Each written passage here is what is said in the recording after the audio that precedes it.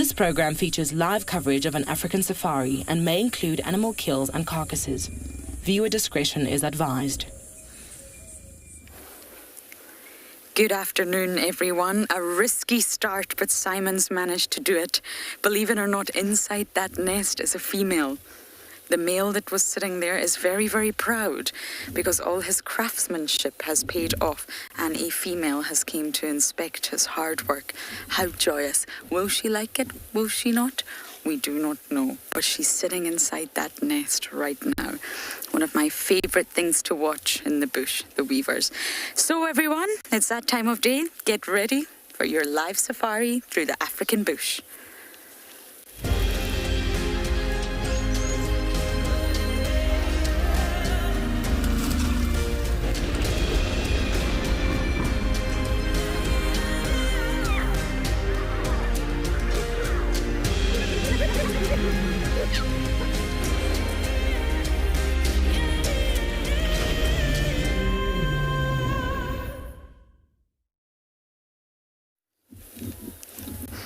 Welcome on board, everyone. It's an absolute pleasure to have you here, as always.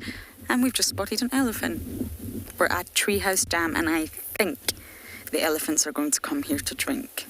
Well, I can only see one at the minute, but there could possibly be a herd coming here to quench their thirst on this very hot, sticky day.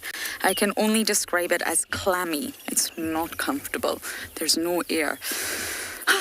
My name is Lauren and I do have Simon on camera, and what we're going to do is actually move. We're on the dam wall, and if this elephant comes to drink, I am blocking his path, and that's not okay. So Simon, we're just going to turn and then do a U-turn and come back and look at him. It's not okay to block the animal's sort of trajectory and access to water. So just bear with me while I do a mini U-turn. So everyone, before I forget, we're coming to you live from many different locations. Juma Private Game Reserve is just one of them. So please do talk to us. Send in your comments and your questions and your jokes, your songs, whatever you wish. Use the @FC on the YouTube chat, #WildEarth on Twitter. You can head over to wildearth.tv/explorers. And kids, we want to hear from you the most. No offense, adults, but you gotta love the kids' questions. You email them, kidsquestions@wildearth.tv. Okay. Bear with me. So I'm back on the wall again, but what this means is that I can gauge his trajectory, and if he is really coming to the dam to drink, I can reverse back. Can you get him from here, Simon? He may not. He looks rather wet. You see the darker skin shows when an elephant is wet. So he could have quenched his thirst already or cooled down. But elephants do need to drink a lot of water. Their digestive process with all that fibrous dung is really not adequate. It's inefficient, really, and that's why the water helps sort of the process along. And that fibrous dung can be very hard work.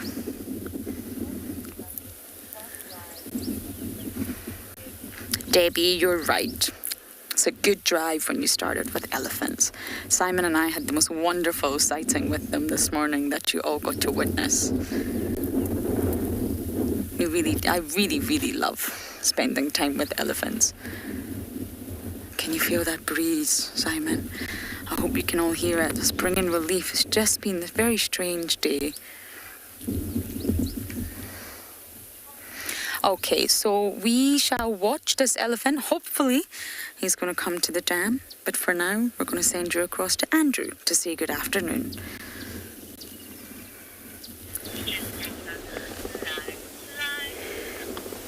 Good afternoon, everybody. Sitting here in this very open, warm day. And my name is Andrew. This afternoon, I have Marcel on camera. So we decided to actually check the western of the camp. What we're seeing here is antelope, as Impalas. They're waiting in this open area. And then also was a leopard track here, which I think was actually midday. And the reason I'm saying midday is because of that, it's been a little bit of a drizzling during, I think just after 10 o'clock there, it was like drizzling. And then it went stop. So these tracks of a single a leopard that walk here, it's on top of these all drizzling. So, and then headed east. So I'm not sure because I'm close to the gate here. Could be that Shidulu or another leopard, female leopard around here. I'm not sure. So I'm gonna spend time in this area, checking. That's why this impala, they weren't gonna go into a thicket right now. They'll probably maybe witness something during the course of the day. Remember, we're coming live to you from this location, and for you to communicate with us, you can use kids questions at wildearth.tv, also on hashtag wildearth, as well as at FC YouTube channel, and also on wildearth.tv/explorer. That's how you're going to be communicating with us. So for now, I'm going to try slightly just go back or keep up with this impalas. We found out that leopard, maybe she's not far away from us, and not far away from impalas. Since they don't want to really, seems to be here, they also, maybe they split between the groups, which look like they're going to run maybe across to the south, where there it's thicket. It's only worried them that because they don't want to now be in the bushes where they don't trust, where they can't see clearly. So if this leopard is still around here, I'm not sure if it's all about maybe sense marking situation, reactivating her boundary territory. Maybe, she can continue moving far away from here, but we're gonna spend time in this area just to see if we can actually able to come right with this female leopard track.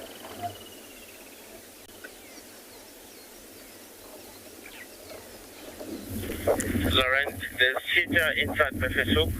Straight north. Sorry, everyone, I'm in the middle of... I'm not sure where are you. I'm going straight in. All three is headed, also responding on the sighting. I'm live right now. I'll get back to you. Sorry about that, everyone. The Game Drive radio has a mind of its own. We try to talk when we're not live, but, well, So ones came for a drink at the far end of the dam. I'm glad we moved our vehicle. But the other one isn't. There only appears to be two of them right now.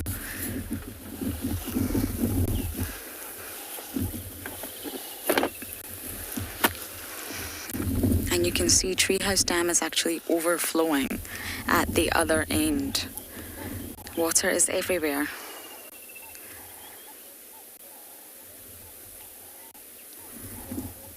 Lilylan, you're 8 years old. Well, they're big animals and it's very hot out here. Us humans, we can sweat. I'm sure I can safely say that both Simon and I are sweating right now because that's what humans do to cool down. By us sweating, water droplets are coming onto our skin and it's taking away the heat. It's a really effective method of cooling down. But lots of different animals have different ways to cool down. And out here in Africa, it's not much shelter, especially for a big animal like an elephant. So what's the perfect way to cool down when you can't sweat? Water. Throw water all over yourself. Cool down. Let it soak into your wrinkles. It'll keep you cool in the exact same way that sweat does. It's just moisture on skin. And the moisture is taking away the heat. So it's the exact same way that sweat operates, but elephants can't sweat themselves. So they just love splashing water on all over themselves. They also love swimming. They love getting in the water. They just have the best time.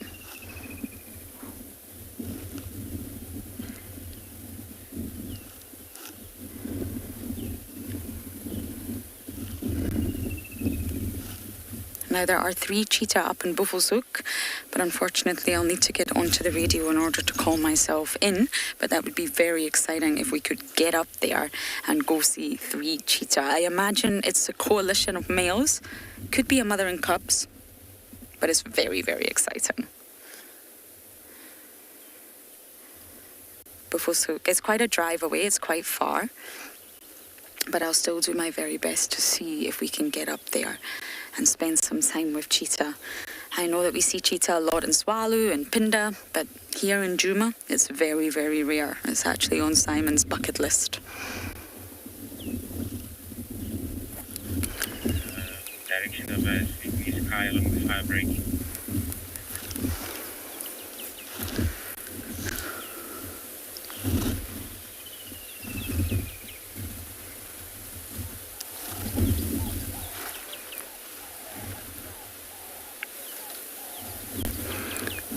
Rosalind, elephants travel in herds. That's their social dynamics. And yes, it's related to females. Females stay with the herd for life, and males, as with most male mammals, do disperse. They disperse and go seek other herds. Once they get to a certain age, they'll be ousted and they'll leave. So yes, they stick together and they travel in a herd. Can be quite large groups. Once they get too large, they can split into kinship groups. I'm glad I wasn't on the damn wall.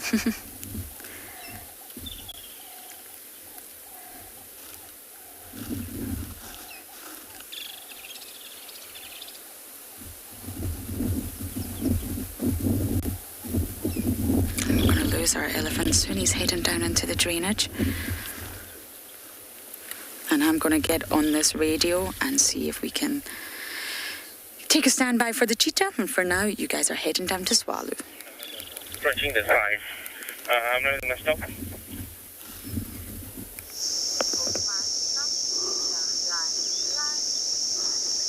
Good afternoon and welcome to Swallow. At the moment, I'm admiring this beautiful white-browed Sparrow Weaver nest. Well, we're starting to notice that there's a storm brewing in the distance. The temperature at the moment, some 35 degrees Celsius in the Kalahari, and as you can notice, there's also rain that's already falling. Hopefully this is going to make the Kalahari even greener than when it's normal.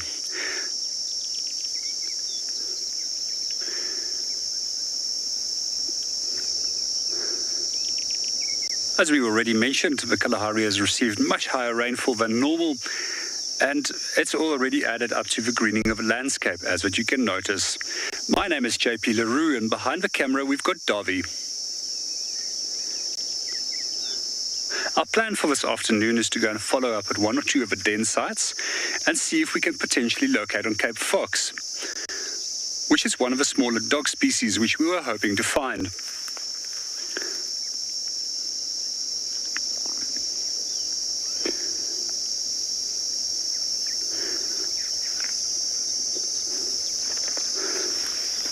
On the nest.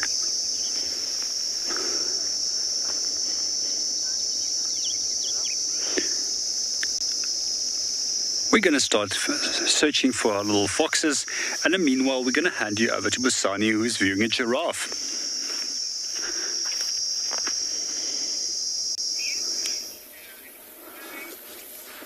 Welcome to Pinda and beyond, everyone. We have found a giraffe. Look like there's 1, 2, 3, 4 giraffes, and you can see the two on the right hand side. There's a female. Have a look how thin their horns are, very thin, and they got tuft of hair. So have a look. There's a very interesting behavior on this giraffe in front of us. She's staring right on top of this tree.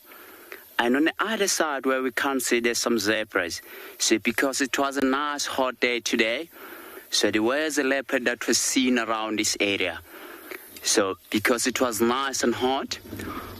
Hi everyone, my name is Busane, and behind the camera we've got Owen.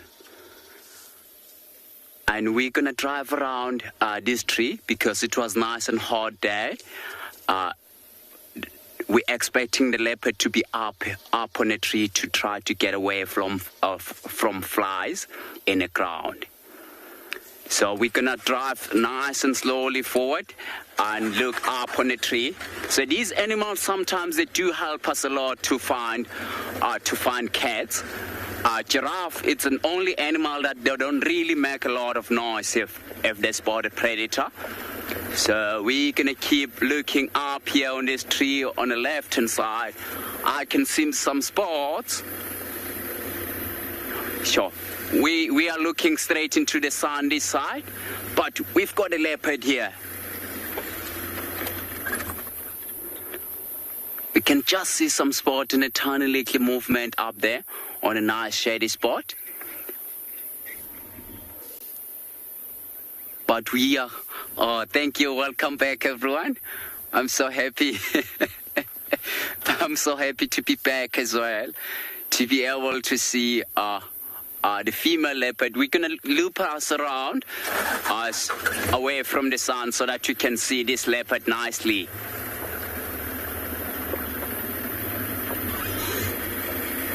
Yeah, she's hidden very well there. Yeah, I'm gonna loop around. They're not too far away from this leopard, because the leopard is up on a tree and they're not aware for the leopard. Obviously, it's because it's much higher up on the tree. We are going to see it nicely from this side. Owen, can you get some spots there? Like halfway up on the tree. So Owen is going to show you the leopard. You can just see the tail hanging down there as well. She's painting very heavily. So in the last couple of days, she's been eating on Impala carcass, which is a little bit further away from here. So we were checking earlier on around the carcass, and we only found out she's moved. I think because perhaps she wanted to find the water hole, the water close by, and we're not too far away from the water hole. So I think the reason why she moved away from the carcass, it's because there's not much meat left on the carcass. So now she's going to start patrolling her territory. Can just see her there painting. And she chosen a very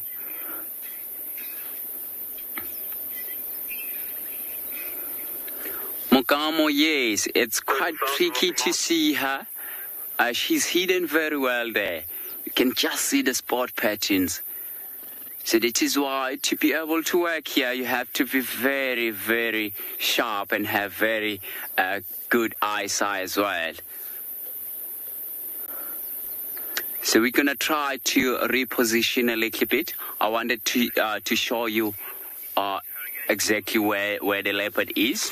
Just hold on a second as I'm driving.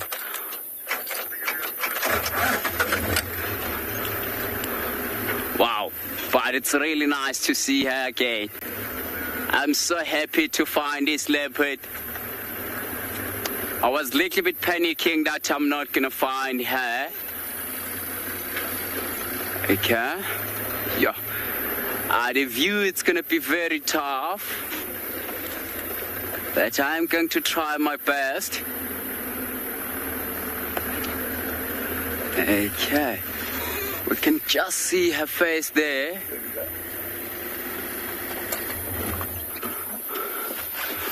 Wow, that's amazing.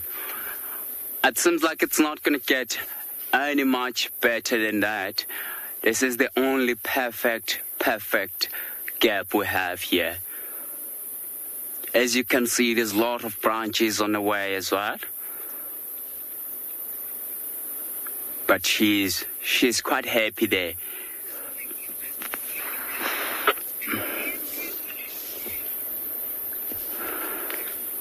Oh, I think we're gonna sit here a little bit and see what she's gonna do.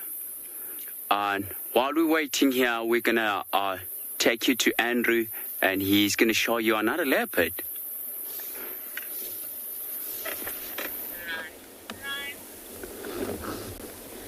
Thank you so much for that. So it's amazing what we got here now. We got a Tingana and a legend of this area. And as you can see, looks okay. He's actually painting. It's probably because of the the meat that he was seen feeding yesterday. And I know that this morning with nothing they found in the area, it happens maybe he dragged it further where they couldn't discover it. And it's not actually the female who we're tracking. It happens the female could be around here. It's going to be very interesting if they ever bump on one another.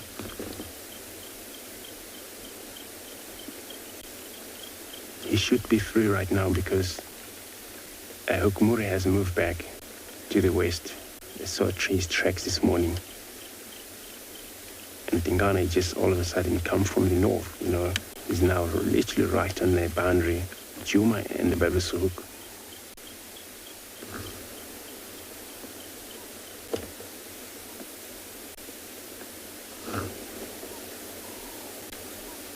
And he was actually seen moving when we got him there. They handed over the sighting and he was still moving. He just found himself a shadow right here where he's just going to paint. He's probably going to move because every now and then it's cloudy sometimes, then it covers the heat. And again, as now it's open, so that's why he's got a little shade to hide on.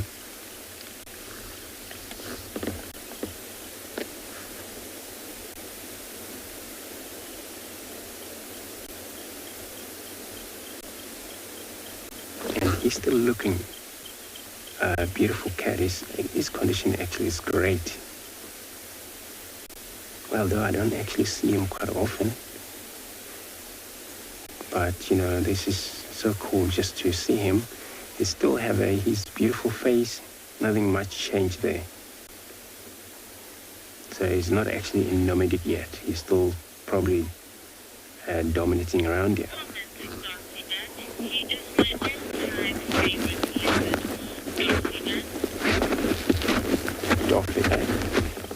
It's true. I'm happy to hear that, It's so cool that, you also get to see him back in the area. I know often you actually seen his tracks. Like the other day, he was actually fighting, which I think was last week. Got an update from the west that he was actually fighting, this fighting between him and Hukumure. I think it's been going and going. But it doesn't look like he has a new scar or any cut on his face. Well, a lot of time those, male leopards, they already have a lot of a scar mark in all the cut from the claw mark during that fight.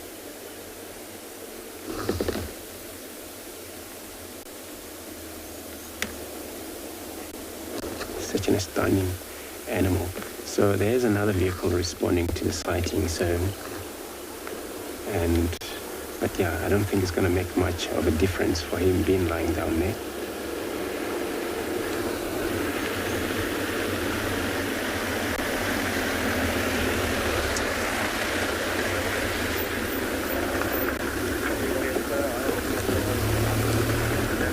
Then I'm sure he's going to be doing a lot of movement. If he shows a lot of movement this time of the day, and then at night, you're probably going to be on move as well.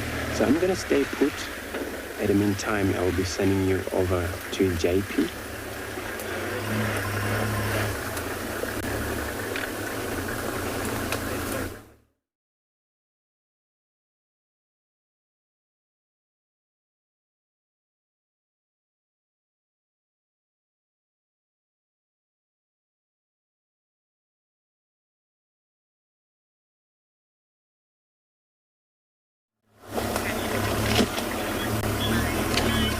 Sorry, Twala, about that. So now our beautiful male leopard just actually now is turning away.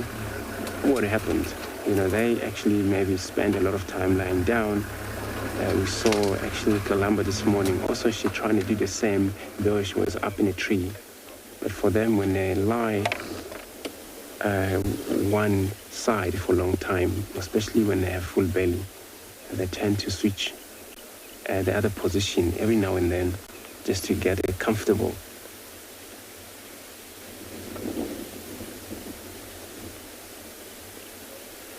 So it's quite green out here. The grass is taking place, is quite tall grasses that is around. But, you know, it's good for the leopards, especially that they really love being in a thicket. When they come to the open area, as long as it's tall grasses, they can still move in, do their hunt in the open area using advantage of long grasses to hide.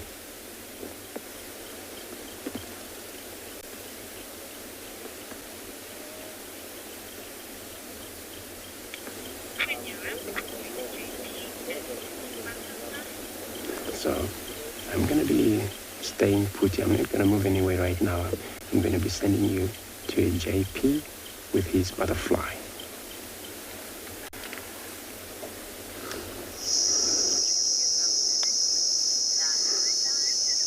Good afternoon and welcome back again to Tswalu. We're still with our white-browed Sparrow Weaver nest, but in the meanwhile there's a little grayer butterfly that landed close by to us, which we are viewing. It's one of the most beautiful of all the butterflies, and if you look at those black-orange combinations of colors, they often stand out when they're at flight. We also notice with these color combinations, they generally imply that these butterflies are incredibly toxic, and therefore they can aimlessly fly around without actually being harassed by larger predators, as these birds and predators have already learned that they are distasteful in nature. So to come back to our white-browed sparrow weavers, which we were telling you about, we shortly will show you a picture again of how they look like, just to let you know the interesting facts about them. What we would like to share is that they are cooperative breeders, which means that there's a dominant pair within the group that's assisted by a number of other individuals that will help them to raise their young. This is a very common strategy that we find in the Kalahari. We find this with mole rats. We also find it with surrogates, also known as the meerkats in this area, and a number of other bird species. Although there is a dominant pair that has been helped by a number of other birds, we find that the dominant pair would be able to raise their young. But with a small group of birds that we do find in South Africa, they've actually lost the ability to successfully raise their own young, and therefore has become dependent on these nest helpers. I just would like to show you a picture or two of some of these, and some of them that are quite well known from the eastern half of South Africa, as known as a white-crested helmet shrike, as well as the red helmet shrike that we have over here. Other bird species that we find that also follows this strategy, where they are entirely dependent on additional helpers, is also the southern ground hornbill, which is one of the largest hornbill species which we find in southern Africa. It's coming back to show you those nests again. These are the nests belonging to the white-browed sparrow weavers. And for those that might have not seen the picture earlier on, we're just going to focus for you on the picture of the white-browed sparrow weaver again.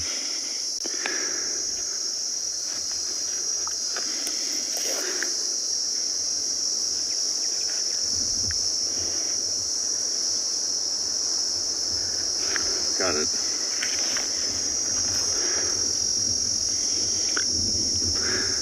Quite often when you do view white-browed sparrow weavers fixing in mixed bird parties, we see that they quite often dominate the other birds and aggressively will push them away from food sources. In the meanwhile, we're going to link you back to Dumansani, who is currently enjoying the sighting of a leopard that's just made his way up into a tree.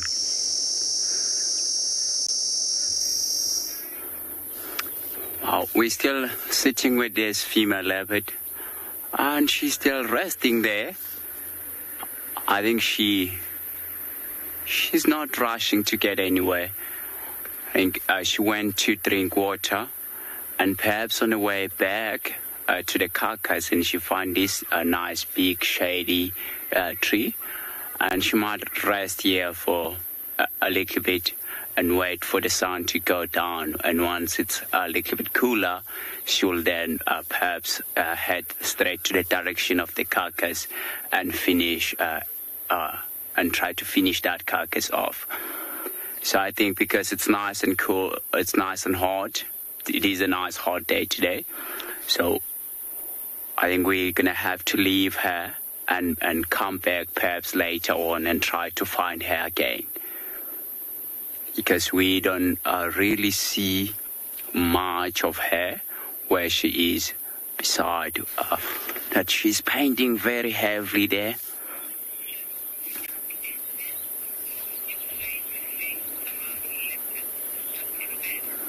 Back in that, my favorite thing about the leopard is that if they're hunting, if they're stalking something and they're very patient, sometimes you'll wait and wait for about like even an hour sometimes, and as soon as you thought that it's gonna pounce onto something and it decide to lie down and wait for the right time, they don't want to miss any opportunity. But if they do have a carcass like this female, that she's got a carcass now, if the opportunity presents itself, then definitely they will go for it, because they don't know when it's gonna be the next meal for them. So they do take whatever it comes around.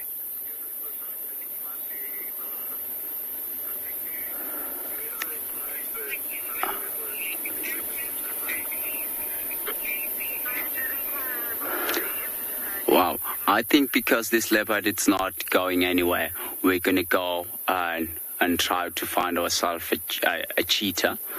And while we're going there, we're gonna take you across to Andrew with his lazy leopard.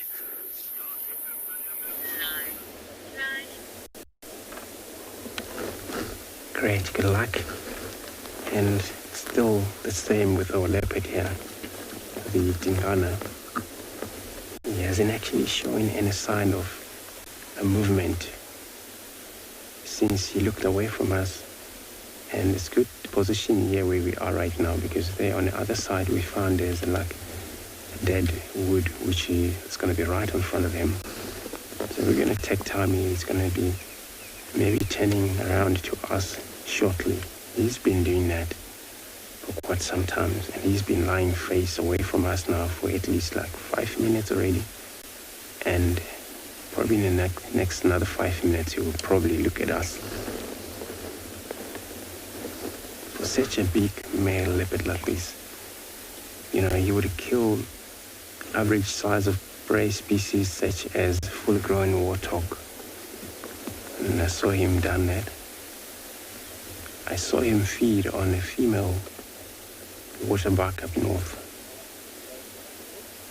And then also he's been seen feeding on a kudu and a female nyala as those. So he can easily bring down fully grown kudu if he could. He has a chance, because it's all about suffocate the ones that get into the neck and that block the airways, so die. Animals usually die of a choke, not to breathe. Then it will be so hard for him to put that amount of meat up in a tree where he has to feed on the ground. It comes so much sometimes when the meat rot, since it's plenty of meat, he cannot actually consume it once or in 3 days then. And the smell take places. And that's where you see a lot of, vultures, these visitors, scavengers. Finally, the hyena arrive into that area. And sometimes I seen him sharing with the hyena the kill. So the hyena got into the area where there was a whole impala on the ground, and then the hyena took it. So there was only one hyena, luckily. And then the hyena took away the meat, and we actually fall right in the far end. Finally got it back, but there was like a busy trying to get a little piece, whoever's going to win in there. Eventually the hyena was feeding on the other side, and then he was feeding on the other side. Some brave male leopard, they can do that. I saw him done that, which is actually so amazing.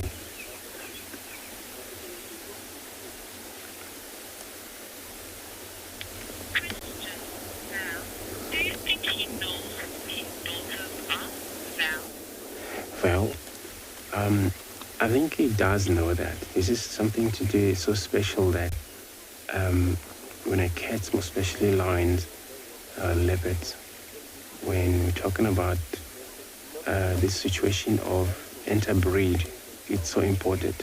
Those animals that don't really interbreed, they're more likely to know their siblings and their offsprings, and not the avoidance of not to mate with them. Or and then he definitely knows every time he's around, wherever they are. Some of them, if we talk about Lamba, which is as far in the east, so every time, since it's the daughter of him, then she would probably, everywhere she sent mark and things like that, he would probably pick it up and then he would know who she is. So he would know actually, but maybe also, I'm not sure if you would know, you count amount of them, how many, that I'm not sure, but you would know every time you probably come across their scent marking.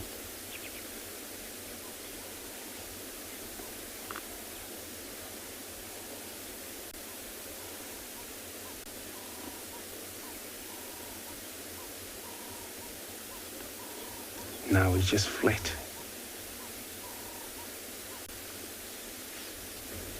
And that's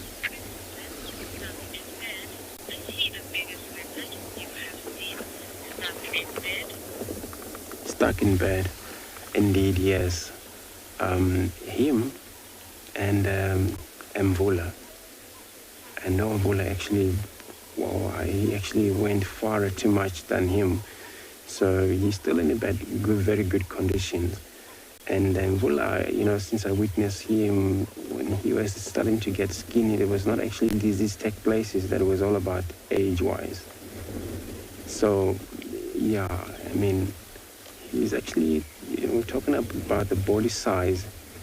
It's kind of like maybe they were equal. So those two, yes, they're actually biggest male leopard I ever seen around here in Juma.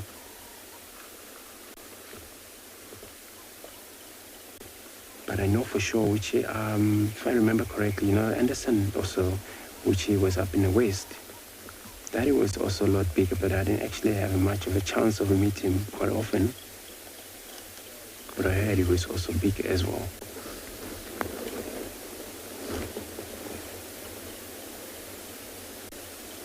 This big, where male leopard, they go bigger in size compared to females, where females, they go medium size, where female go medium size, where male go higher and fully body size.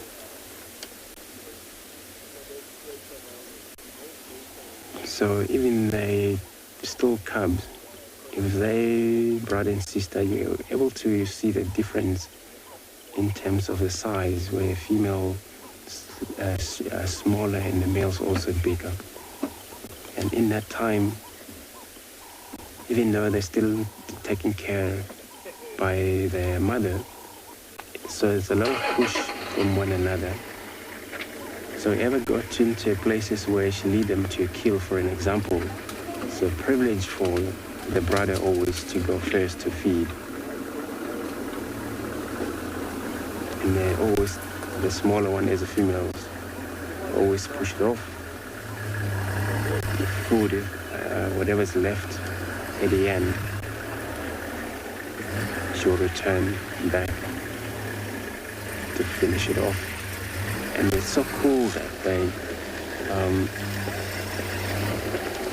when they feed, they don't actually, there's no cooperation of feeding. So take turns, not like you see on cheetah or lions, these wild dogs. Then they're very much solitary animal. So this solitary thing started from very young age. They get used to that. From cubs, age of anything from 6 up to 9 months old, that they already understand about, even separate from one another whenever the mother left them in hiding places where she knew.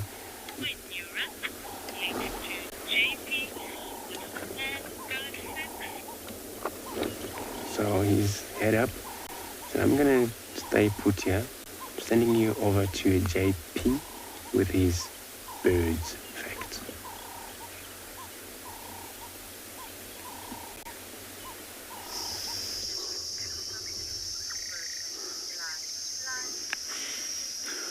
Welcome back again to Tswalu. We've just stopped again to look at a camel fawn, acacia. So now, one of the things that we look at quite often when we look at fawns, or if we hear the word acacia, we sometimes wonder where the name is actually derived from. It's actually derived from the Greek language, and it means fawned, and it's derived from the word acanthos.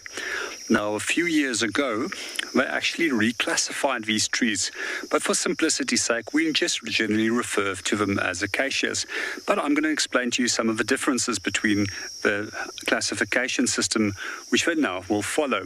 So if they have straight fawns, we have classified them into the genus called Vachellia.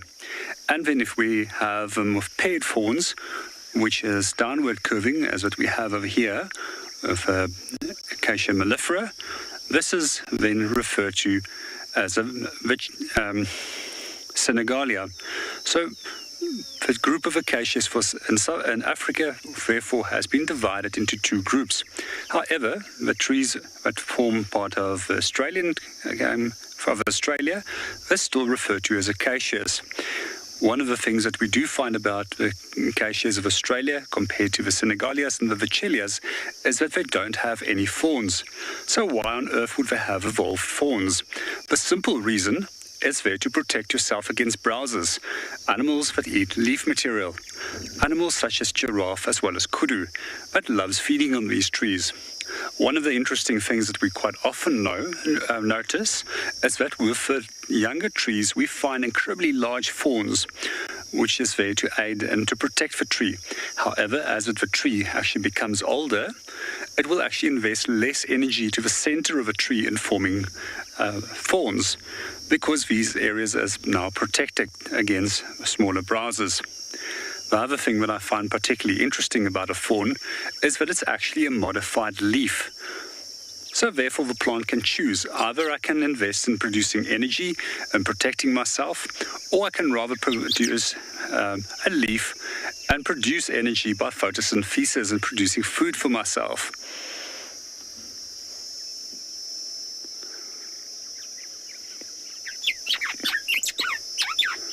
The beautiful sounds of a white-browed sparrow weaver that you can hear. It's just sitting up in the nest over here. I'm not sure if you will be able to see him because he's stuck inside the nest.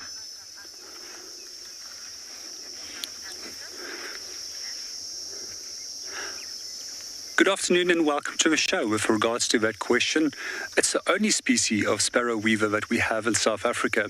However, if you do go to East Africa, there's a number of other species which is even more beautifully colored than the sparrow weavers that we have over here, and totally looks related to the sparrow weavers that we have in South Africa.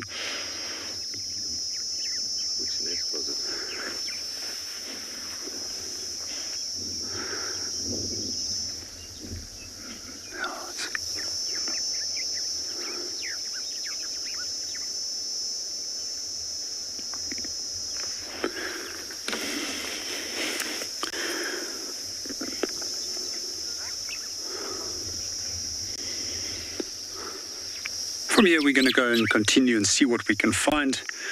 It's still incredibly hot and virtually nothing is moving as yet. We're really hoping that this beautiful storm that's developing on the horizon will actually bring some form of rain and cool down the earth a little bit and let the animals become a little bit more active. It's quite impressive to often watch a springbok after a storm, especially if it's rained, how excited they can be.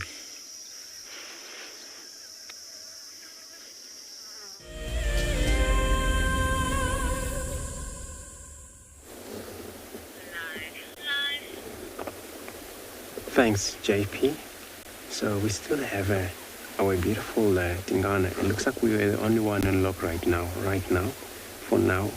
And I believe the rest of the other guys are all trying to look for something else. Some of them haven't actually get mobile yet. And it's good, we spend time with this male just to see how he's going to be, busy about and when he's going to start to move again, where I believe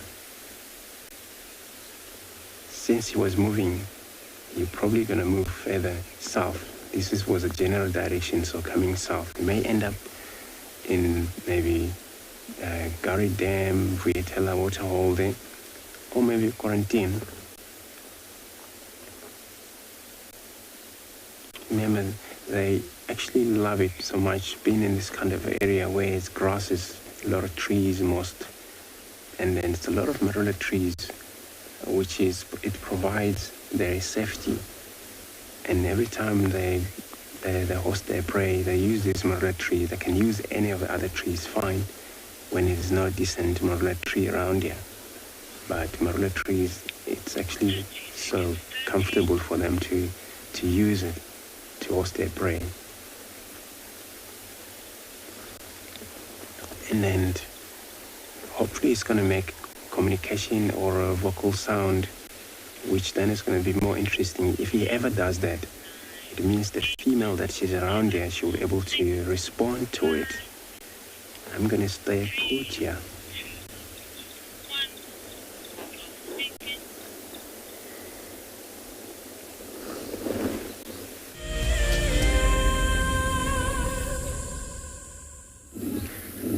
Our highly mobile animal is sunbathing because it has to. We have a little Marsh Terrapin here. And sea turtles, tortoises and terrapins all belong to testudines. That's the group collectively that they belong to of reptiles. And believe it or not, oviductal sperm storage is really well known in females of almost all taxa in reptiles. Well, what does that mean? Well, female testudines can actually store viable sperm, not old, non-viable, completely viable sperm for a really long time. How remarkable is that? So sometimes, in some species, a single insemination, one-off mating, never to be repeated, is enough to complete a female's entire reproductive output for one nesting season. So that can extend to hundreds and hundreds of offspring laid over a long period of time from one single insemination, one mating bout. Now, for some terrestrial species, so not the sea turtles, some sort of the standard reproductive tactic, if you like, is to mate before hibernation or estivation, or whichever word you would use. Hibernation is actually not the correct word for reptiles, my apologies. But mate before that period of torpor or dormancy and store the sperm over winter because you found the right mate. He was a goodie. You mated with him, store the sperm, and then when you come out of that state, that deep state of torpor, and you're awake again in the summer months, you can use that sperm to fertilize your eggs. Or not even summer, I should say spring. Isn't that amazing? So you've met the right mate, you're able to store it and keep it viable. And when you wake up from the estivation, you can, or the brumation, you can then use that sperm that you already have. You don't need to seek a mate, don't need to waste any energy. You've got it. And then you can use it. It's an incredible reproductive tactic from a lot of terrestrial testudines.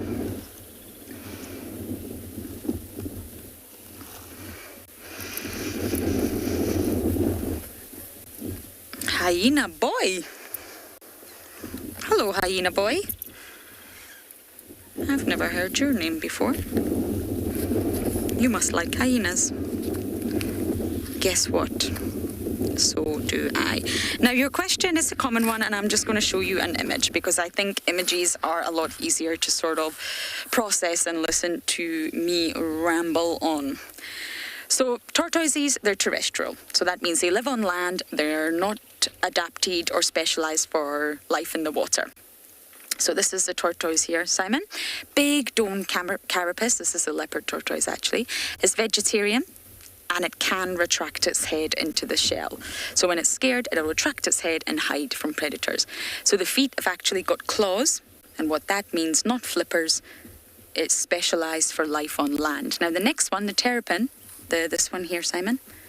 The terrapin, which is what we're looking at right now, the marsh terrapin is aquatic. It spends its entire life in fresh water. It's omnivorous, so it'll eat vegetative matter and other animals. Now, it can retract its head in, but sideways. Now, if you just look at here, you can see the feet are clawed, but they've also got webbed toes. And this is for life on land and in the water. Now, the turtle, the sea turtle, this one here on the right is actually a hatchling of a leatherback turtle. And it's completely aquatic, living its life in the sea. All 7 species of sea turtles live in the ocean, and they're carnivorous. Some eat coral, some eat sponges, yes, but they are all animals. Depends on the species, depends on what they eat. And sea turtles, believe it or not, they have a very flexible neck. It's difficult to see because this is a hatchling, but they can't retract the head back in. Last feature, flippers. There's no way that this turtle can actually properly walk on land. Sea turtles do pull themselves out to lay their eggs on land. But it's a very difficult movement. I'll demonstrate, Simon. So they actually use their flippers and they have to pull very, very hard on the sand. Pull. And that's why you know a sea turtle has laid eggs on the beach. When you do the sort of rounds in the morning, you can see the track marks. It's very, very obvious. And once you see those pulling of the flippers, which takes a lot of energy, because it's a big, heavy body mass, if you want to know if a sea turtle's been successful or not, look in the middle. Now, they've got a flat plastron, so when they're pulling themselves, they're going to leave a flat sort of area of sand. If there's a line going down the middle of that sand, that is the female genitalia once eggs have been laid. If that line's not there, then it was probably a fake lay. No eggs were successfully laid, and she came on land. She didn't like the area, and she, decided not to lay eggs. Testudines are just fascinating. They really are. I think our little terrapin's still there somewhere. Simon has far better eyesight than I have. But that's the difference, hyena boy, between tortoises, sea turtles, and terrapins. They belong to the same group. They're very similar in terms of biology, but they are different. They do have their differences. They live in different habitats, different diets, and therefore different biology. That was part of my job in the Maldives, to go around the beaches and check for track marks if any turtles have came and laid eggs. Sometimes you'll see the tracks, but there'll be no digging. The female aborted or could not find the right area. But what's amazing is sea turtles are philopatric. They will return, the female will return to their natal beach, the exact same spot that they were born to lay their eggs. They'll travel the global oceans, but when it's time for her to lay eggs, she'll travel all the way back to that very beach that she was born on. Ooh, quickly over to Pinda.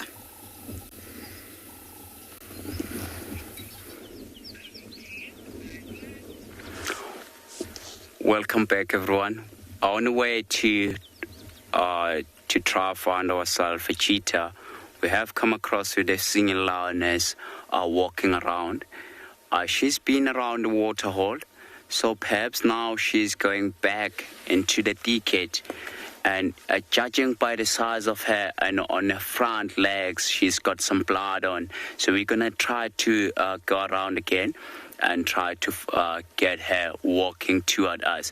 It might happen that she's going back to the rest of the pride, and perhaps to go and call the cops and take them to the carcass. So we're going to try to stick with her and see what she does.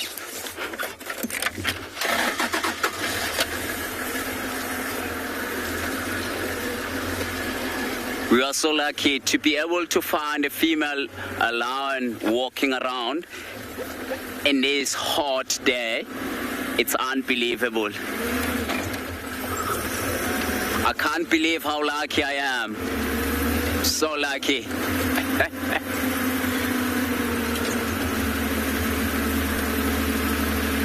See the way she's walking, she's in a mission. She wants to get somewhere. So that is why I think that she might going to try find her calves and perhaps take them to the carcass, because on her front paws she's got some blood, which means while she went to drink water, she came across with opportunity to hunt, and then she went for it. So we're gonna do a much bigger loop.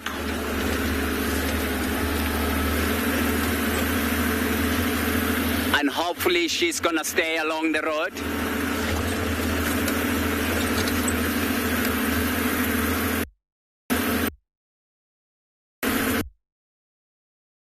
Right over here in front of us. But I want to get stuck, mostly right next to the line.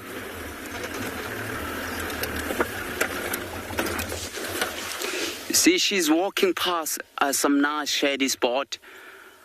That tells me that she's definitely going somewhere else. Perhaps to go and fetch the calves. See, she's taking a shortcut. Yeah, she's got some blood just on the bottom of her chin. So which means she was eating earlier on. Okay, she's gonna keep walking along the road, which is a good thing for us. So while she's doing that, we're gonna try to keep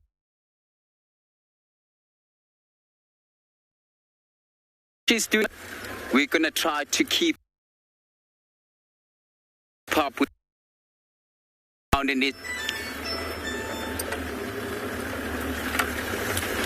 So she's normally hanging around this area a lot. So she's from the Pride.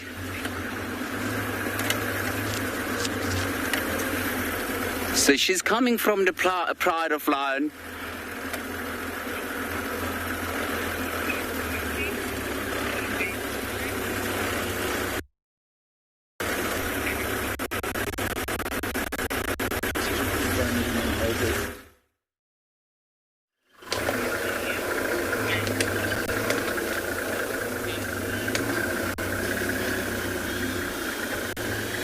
Great, everyone. So our leopard is still lying flat. You can see the grass is just the grass movement. It's hardly to even see. If you're actually tracking him here, you would find yourself very difficult to even spot him.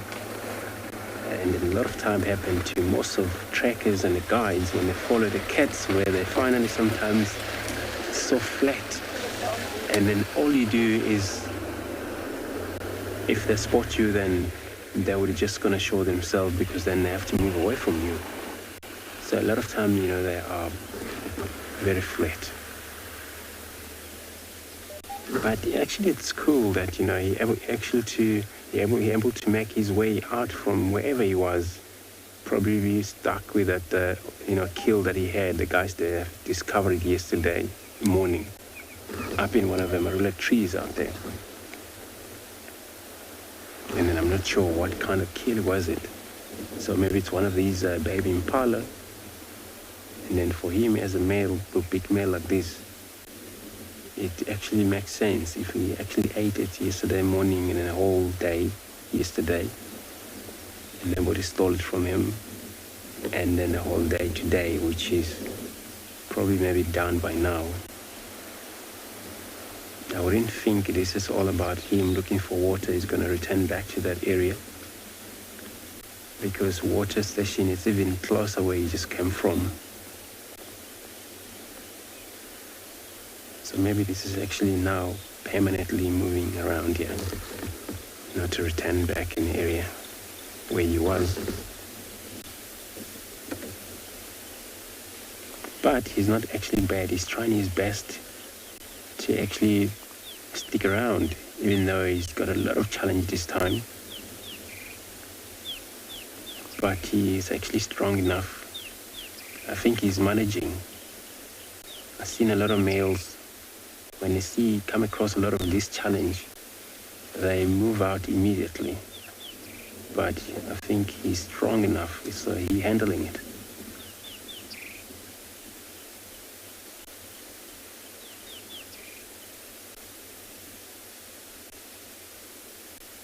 and so much of this movement of this dominate on a leopard.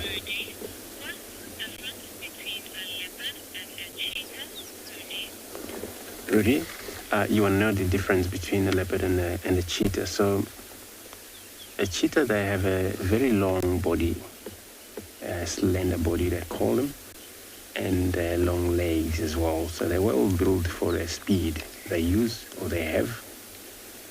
And then of course, and if you look at their face, looks like under their face, under these eyes they have, it's kind of like a marking down both sides, like a tear mark, but it's permanently painted. It's not actually removed. It's actually color of them there. And they have a very, if you look at their eyes, it's more reddish eye the cheetah have. And the spot pattern they have, it's actually solid spot, where leopard, they would have a rosette spot. So a cheetah, they have a dot, which is more blackish, but is now round, golden round and black in the middle and things like that. So that's what the difference is. But also, the habitat for these two, it's quite different. Where cheetah, you mainly find them in the open area, that's where they mainly hunt. When you see them hunt in the open area, where they don't actually stalk for a long time, so they rely on their speed, those ones. Where this one we're looking at it right now, they rely on getting close enough to pounce if it's possible. They can chase if it's necessary, but they're more likely to give up for a chase if whatever they, after it is getting away from them. And then also they're not actually cooperate hunters. They don't hunt in group leopards. Where cheetah, if they are coalition of 3 males, same blood animal, and then they were more likely to dominate the same range in the area together, hold the territory together as a brothers, and that is actually cooperate a hunter and also cooperate feed. Where leopards, they don't. They hunt alone, most likely not to able to share with the other leopard, unless if the female with their cubs trying to feed her cub, because that's part of her job, just to make sure she hunt for these young ones and then get them to feed quite often. So I was talking about earlier that we find when a female raising her cubs and so they finally, separate from one another, and very difficult for the mother to find them together when she returns back. So I'm going to stay put again. I'm going to be sending you over to JP with his insects.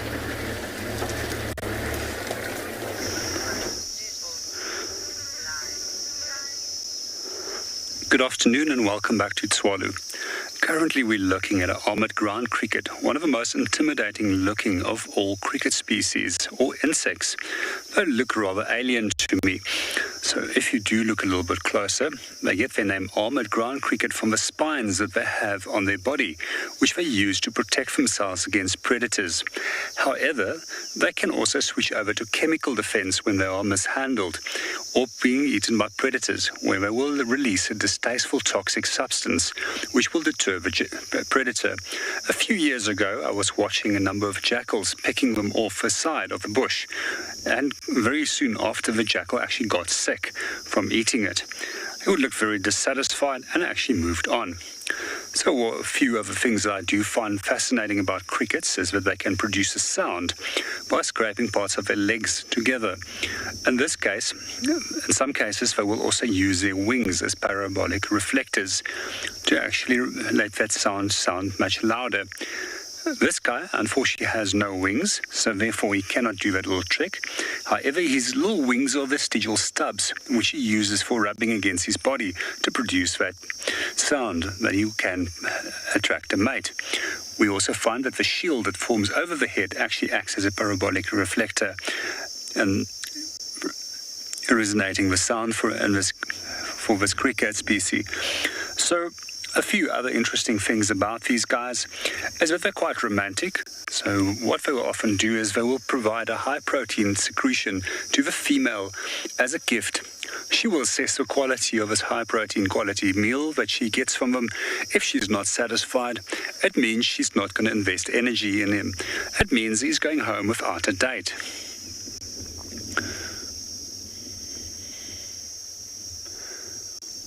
Quite often when we do find these crickets, they're feeding on plants. However, I've also seen them eating one another. Quite often when they are on the roads, they do get hit by cars. And then you'll see that more and more of them is attracted to the ones that are on the road. And unfortunately, these in return will also get killed by vehicles. We also often see that they will even feed on quillia chicks. A few years ago, I managed to see an outbreak of red-billed quillia. And they were feeding on the chicks in these nests.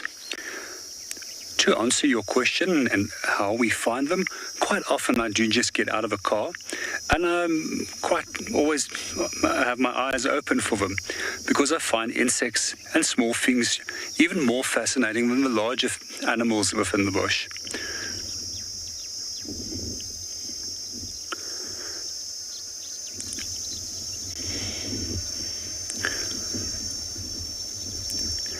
Amongst a few animals that I have seen eating them in large numbers is actually marabou storks. A year or two ago, I was watching the largest group of marabou storks I've ever seen, between 200 and 300 of these birds, all feeding on these almond ground crickets. Good afternoon, Sherry, and welcome to the show. Yes, you're 100% right. As they mature, they become a little bit more dark brown in coloration, and they don't have these brightly colored patterns that they have as when they are young.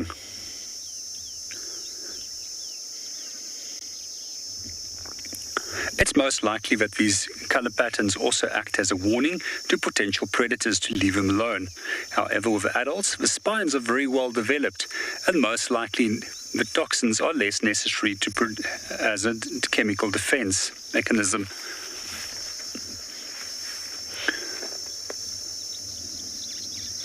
Something fascinating that I would like to share with you about crickets is when they are calling, especially those species that are calling at night. And we can actually determine the temperature by simply listening to the amount of stridulations that they produce per second. The cooler it is, the slower the stridulation process. The warmer it is, the faster the stridulations will be, which they produce. And each of those stridulations will be related to a specific temperature.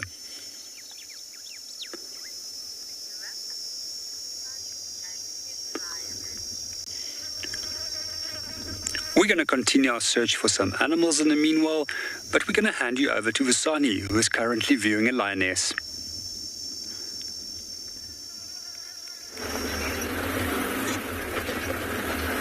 Oh, welcome back, everyone. We're still following this female lioness. She's still walking around. Sure, it's really amazing to be able to follow the female in the daytime and in the hottest day like today.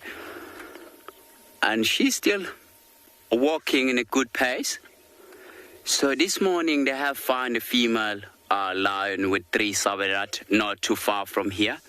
So which means this is the mom that she's perhaps going to fetch the cubs and lead them into the carcass, because she did come across with zebras and impalas earlier on, but she was not very interested because of the heat of the day, and she was walking a very good distance as well. So where she's heading, there's a nice pen system. So perhaps she's going to go there and drink water on the way to her saberat cubs. So because the saberat cubs are still depending a lot onto her, So that is why she's going straight there where she left them up this morning.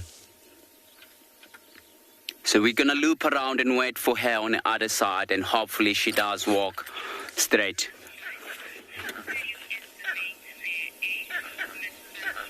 Miss Sunshine, so to age the cats, you have to look at the color of the nose.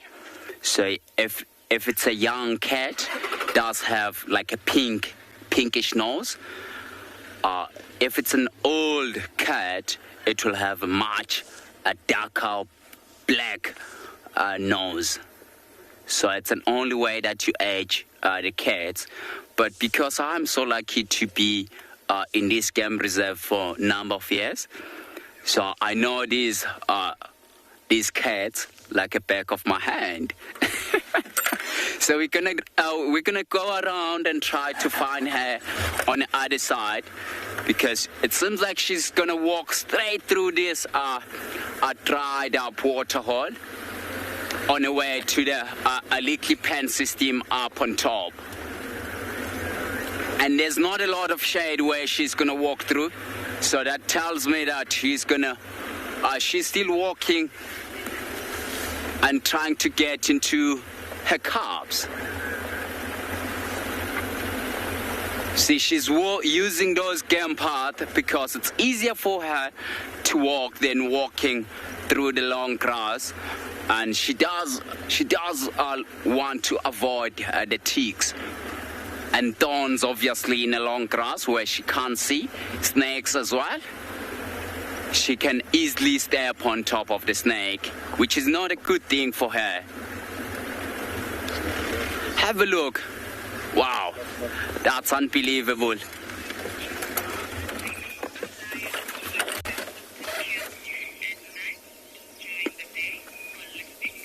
Holistic, these lions here, mostly, they do tend to hunt more in a daytime. They normally prey for warthogs, but normally lions are more successful hunters at night. But these ones here in Pinda, more especially, they have learned that it's much easier for them to hunt warthogs in the daytime than hunting at night. So they do prefer to hunt in the daytime. So I have seen like a good number of lions making kills, but it's always very interesting to see them catching something. So while she's busy walking around, so as soon as she gets so close to where she left her cubs, she's gonna call them softly, and they're gonna come out and greet her, and then perhaps she's gonna start leading them back into the carcass, because it's a long distance for her to drag the carcass to the cubs. That is why she walks and calls them. And hopefully there's nothing that's going to come across with the carcass that she did manage to catch. So you see she's going to walk straight up on that game path. As soon as she's up on that game path, we'll then loop around into the front and try to see her. Perhaps because it's a nice hot day, she's going to go there and drink water. It's going to be nice to see the lion drinking water. I know some of you haven't seen cats drinking water before. It's going to be a nice thing to see. Okay, let's loop around because it's a long distance to get ourselves around.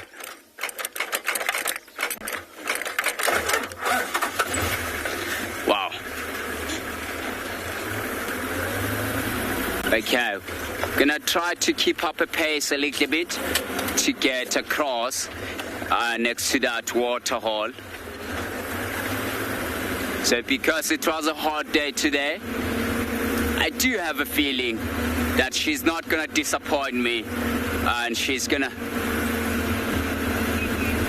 Okay, while I'm driving around, I'm gonna drive around and sit next to that pen system and wait for her to come.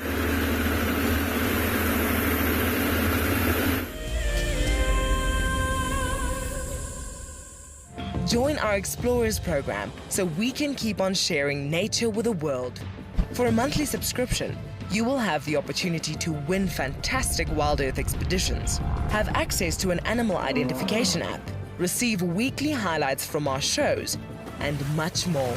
All the money will go to keeping these live safaris on air, which in turn connects a global population with nature.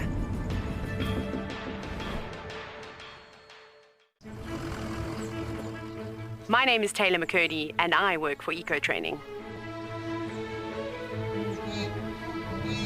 I love hearing from all of the viewers. However, I particularly enjoy those of you who have been watching for a few years. Your questions are just so advanced and they really get me thinking. If you'd like to ask a question on Wild Earth, you need to register on our website. Once you've done that, head to the live safari page and submit your questions below the live feed.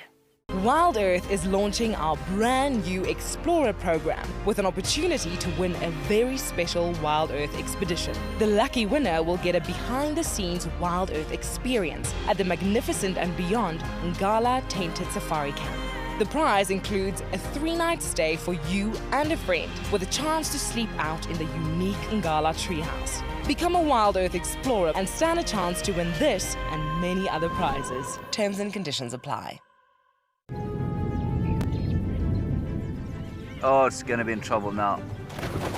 Oh, this is unbelievable stuff. Here comes a hippo in too. Go, Impala!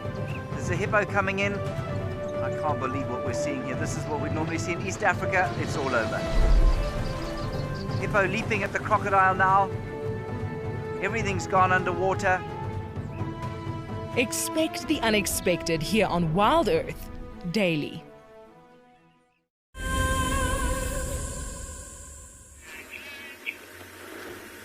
Wow. Wow, have a look at that. Look at the silhouette. Look how she's drinking. That's unbelievable. Wow. Look how she's using the tongue and putting the water inside her mouth. That's unbelievable. But the silhouette of her in the water there, it's really amazing. I'm so glad, I'm so happy she didn't disappoint myself of walking straight past this little pen system. Shame, she's changing an angle now.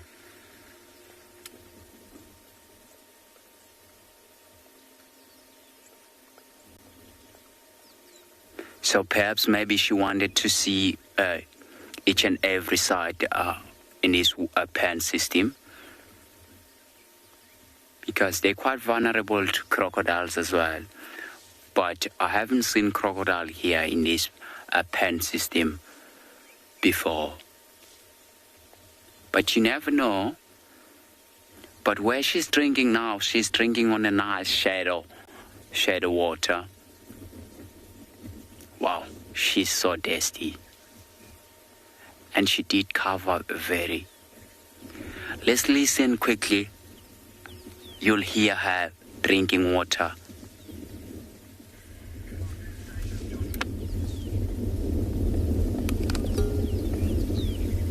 Wow, that's amazing. Did you hear that? See? She's still. Oh, wow. We're a little bit further away than to be here that. But it was really nice to see her drinking. So she's still in the mission. And she's walking straight past some nice shade as well. Wow. So she's going straight to where she left her cubs or sabedat cubs this morning.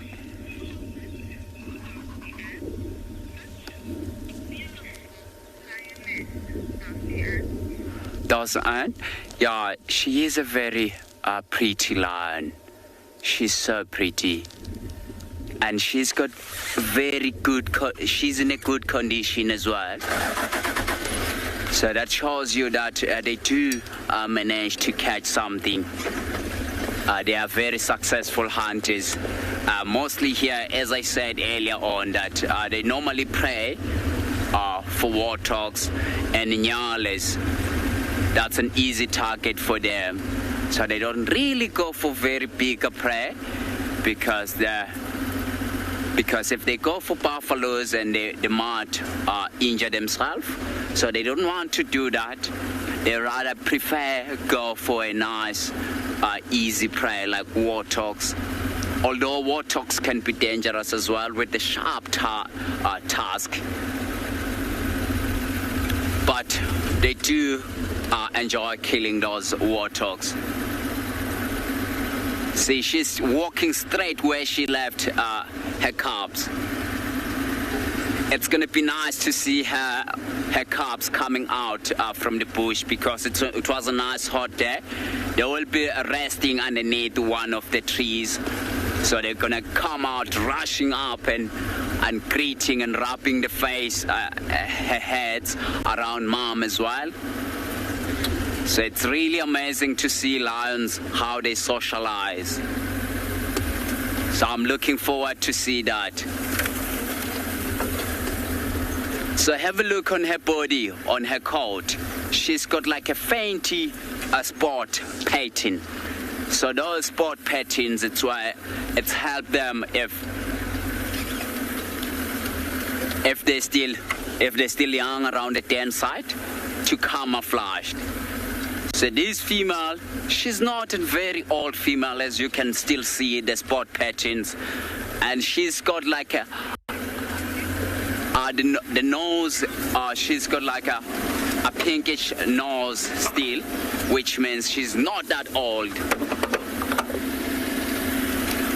So where she left the cubs, it's somewhere in front of us now where we're going. So we might get to see the cubs shortly.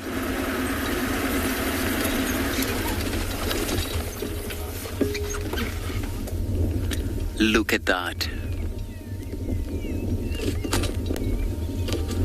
That's amazing.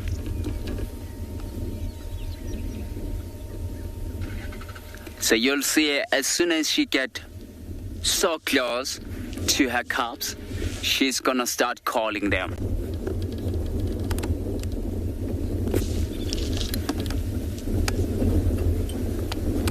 That's amazing. It's amazing how much ground they do cover.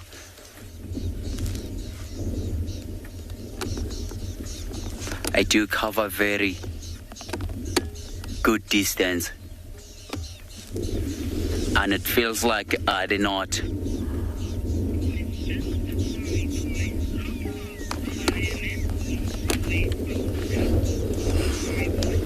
Safari boy, the cubs, the lioness can go a very, very big distance, more especially if she's looking for food.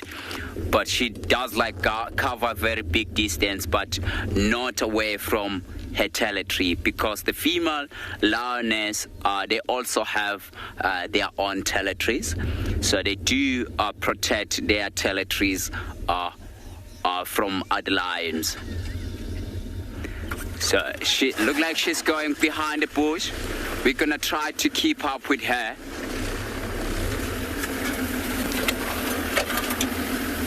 And if she doesn't catch anything, sometimes you'll find the lioness walking for about, I'll say roughly maybe 5 to 10 kilometers away from her cubs. If she's looking for food, she then definitely, it's gonna get too rocky where we are. So we're gonna have to loop around. But she's getting so close to her cubs now, which is a good thing for us. I can't wait to see the cubs getting so excited with mom. It's exactly the same thing as us humans if your mom went to shopping in a mall. And And if your mom come back, you will be excited that she's got something for you. It's gonna be exactly the same thing with them as well.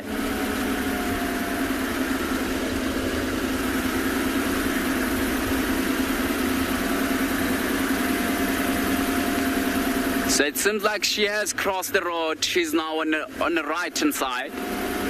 So let's keep looking on the right-hand side. We might get to see her.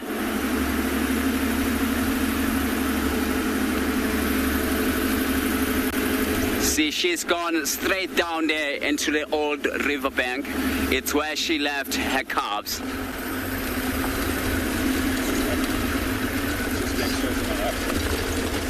Oh, here. Wow. There she is. Now she's getting so close. So she might like go off up on the ridge there and drop down on the other side.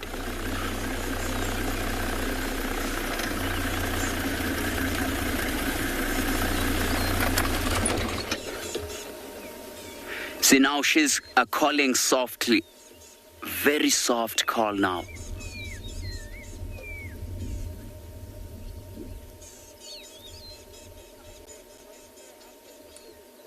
Wow.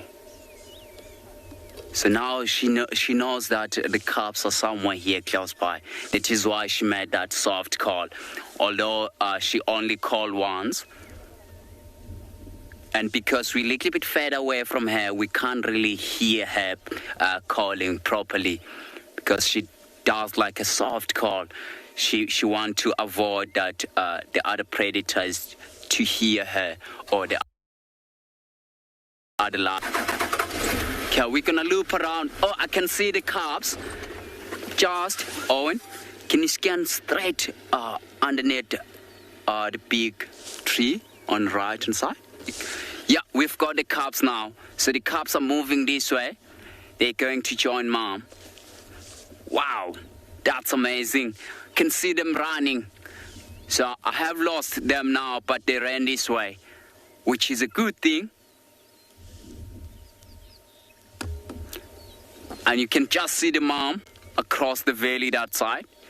She's gonna go and join the cubs.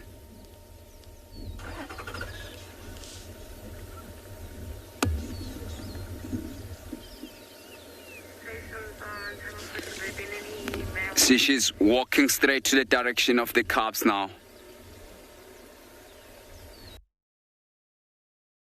Cubs. Oh, those are two younger cubs.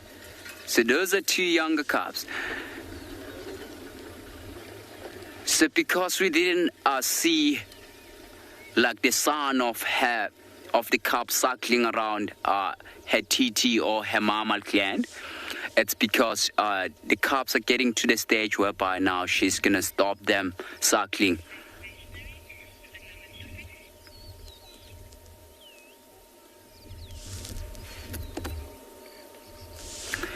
So now she look like she's lying down. She's resting there a bit. You can just see her tail now and then.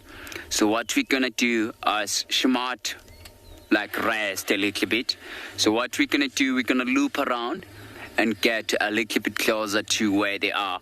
We can't unfortunately cross this gully here. We might get stuck for a night.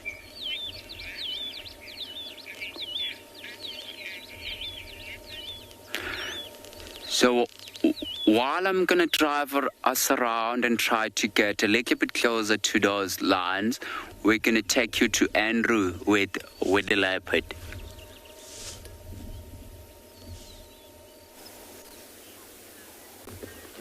Good luck, Busan. Well, I still haven't actually moved away from our Tingana over here. I wanted just to see if maybe there's a number of vehicles heading this way, because then we're gonna have to make space for them. But for now, we still have it. Actually, we had a good chance of him spending time with this beautiful male.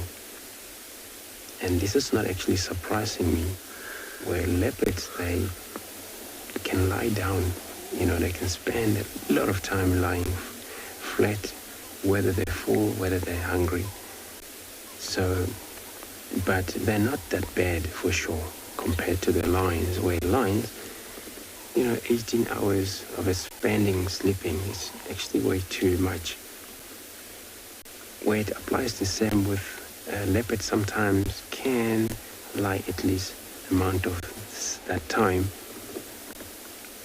but they're a lot active sometimes. You see them rise their heads up, check around. I think it's something to do with that, lions, they don't worry too much about a lot of the other enemies, unless if they're in their places where it's not belong to them. See, now, as I was saying, that he's not actually bad, so he's now looking at us. You can see his beautiful ears as well. So he may actually go flat again, so you keep doing that, checking around. So there are small cats out here. When I'm saying small cat, is that because lions are the bigger cats, and there seems to be a lot of a big enemy for the leopards. Those are small cats, those cheetahs as well, and wherever the leopard take it a lot of time to sleep or rest, and you finally see, look at the yawn, was just a half a yawn net. So probably checking for a safety, listening around, probably go down flat again. But I also witnessed a leopard that was hunting in one of the days. This is in the older days where we used to have a female. Her name was White Cloth. And that. Right, quick link, Lauren.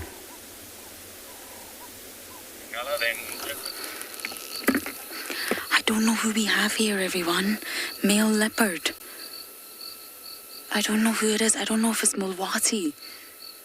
I'm not turning my engine on or going closer, because if it's Mulwati, he'll run. It might not be Mulwati. I haven't had a good look. Scent marking. Now, I know some of you are leopard experts. Please help me out. If Andrew's with Tingana, who could this be?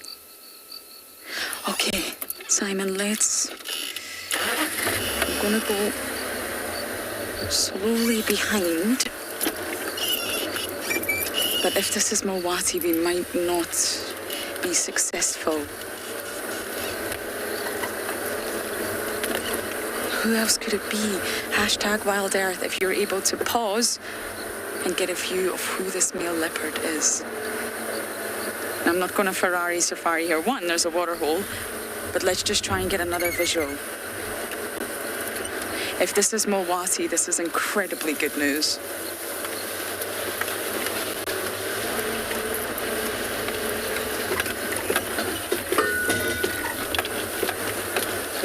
Okay, still walking along the road. Definitely a male, obviously, but who are you? Hukumuri does not come this far east. We're further east of Buffelshoek Dam. Okay. Okay, Simon, go. I think it's Mulwati. It's Mulwati. Wow, this is so incredible. Quickly over to Pinda.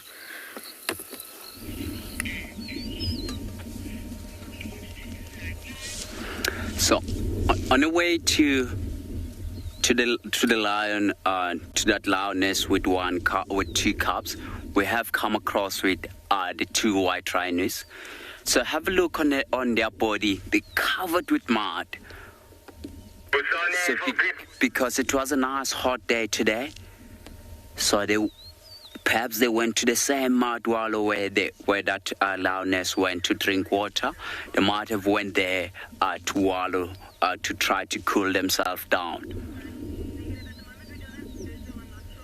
So I think these two, it's a male and a female. So these are still very young. These are saberat that have joined together for safety number, I think. And have a look at the one on the far back. there's two like brownish beds that's sitting on top of them. So those beds, they're known as a red-bill oxpecker. So have a look. It's got like bright red bill, and it's got like a yellow ring on its eye. So if you can have a look here on a bed book, it's this one over here. So sometimes you do get the yellow bill oxpecker, but not in this area. It's more like in Kruger National Park. So here we only find this red bill oxpecker. So you see the juvenile, it's got like brownish or black bill. Wow. But because we still want to get to those lions before they disappeared, we're gonna try to loop ourselves around, if that's okay. But it is really nice to see these rhinos. So they're gonna slowly graze along here. And you can see where they're busy grazing. It's got like a nice lush green grass. Okay. So before we lose the lion, let's go a little bit closer and try to find ourselves again those lions.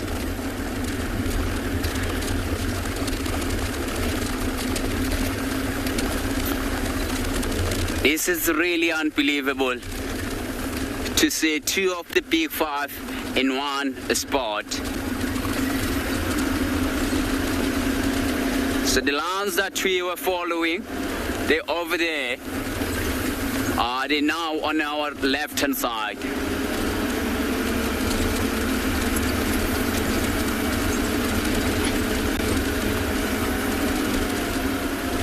So we're gonna try to go off-road from here, and hopefully we find them again. It is a long way away, but we're gonna try our best.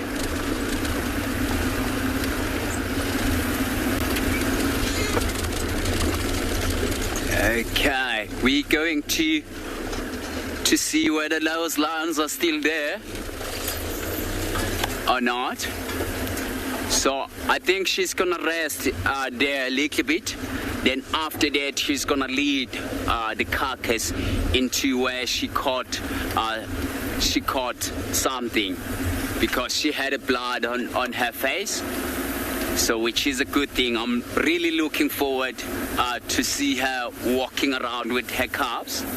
So she's gonna mostly walk the same route she walked earlier on, because she does know like the sense of direction very well, much better than me, obviously, because they've been in this area for quite some time, and this is the part of their territory. So I'm looking forward. So let's keep looking in front of us now. So as soon as we got them, or we got their view, then Owen is gonna point the camera onto them. But we are so close now. They're somewhere in front of us where we're going now. So there's a tiny little pen system here. So we do want to avoid this, because we might get stuck here. We don't want to spend a day here and trying to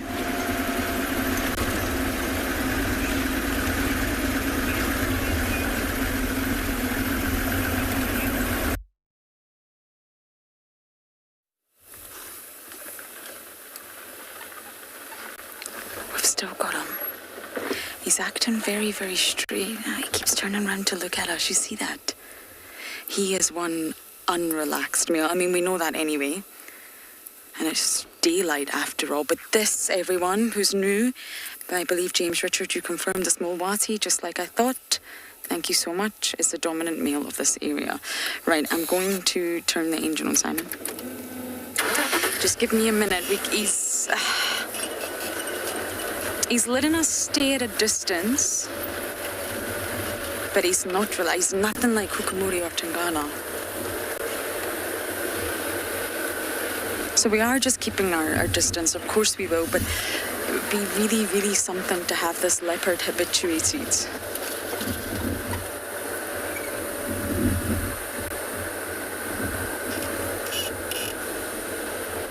Okay, I'm just trying to figure out where he's gone. He's a big male. He's really big. He's bigger than Hukamori.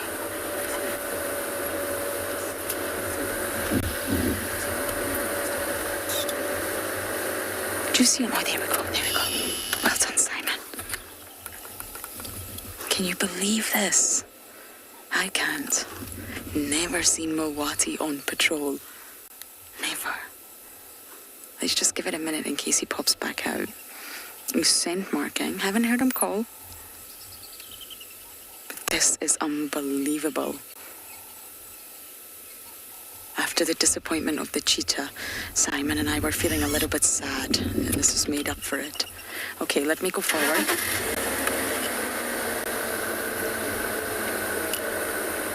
He's been skittish the whole time we've known Mowati. Although apparently, from what I hear, not from my personal experience, but at night time he's quite relaxed. I've never seen him up a tree.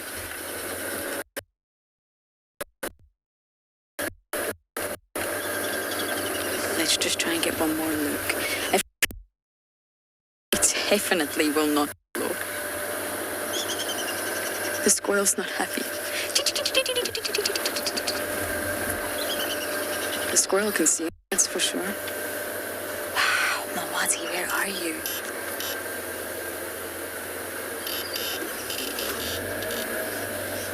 Now, I know a lot of you like to know where our leopards are found, so we're almost at the junction cheetah cut line, buffalo cut line, fire break.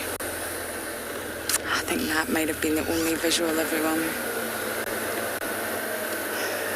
I think we've lost him.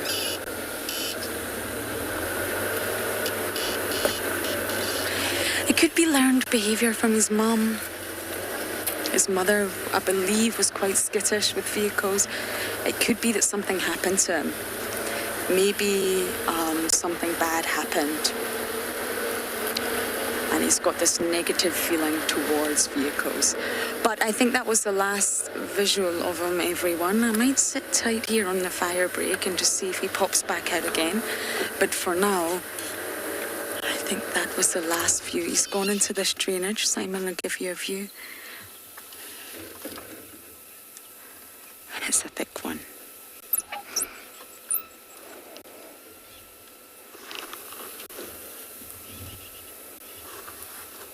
Excuse the antennas, the aerials.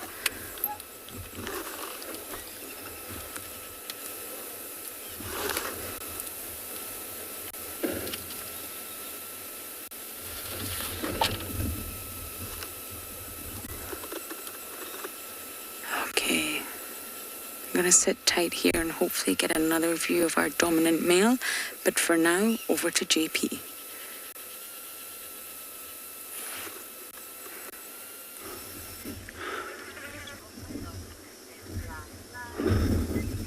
Welcome back to Tswalu. We're busy watching a red-crested koran, which is one of the smaller members of the bustard family that we were discussing earlier on this morning's drive.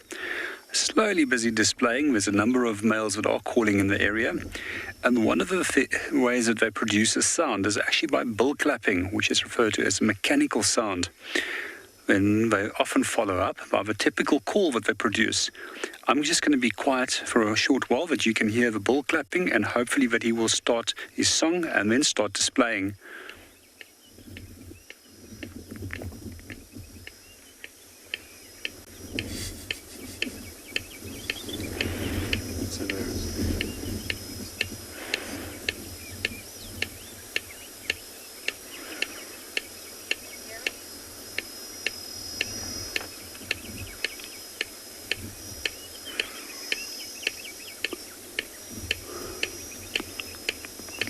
Most of you might know that this bird is often the one that makes incredible display by doing a backward somersault, by flying straight up into the air at some 20 meters and then dropping straight down to the ground.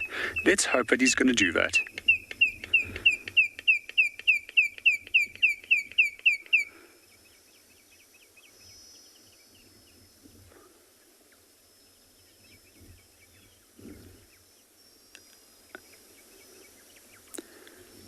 Quite often photographers will sit for hours and hours with these birds in the hope that they can get that shot.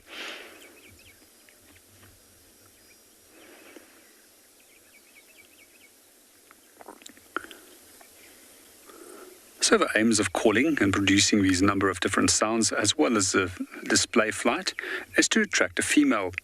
So if a female is impressed with what he can do in terms of call as well as in terms of display, she will decide if she will choose him as a mate. If he's worthwhile, yes, she will mate with him, and then what will happen is she will then move off on her own, lay the eggs, and he'll start calling and displaying to attract a new female.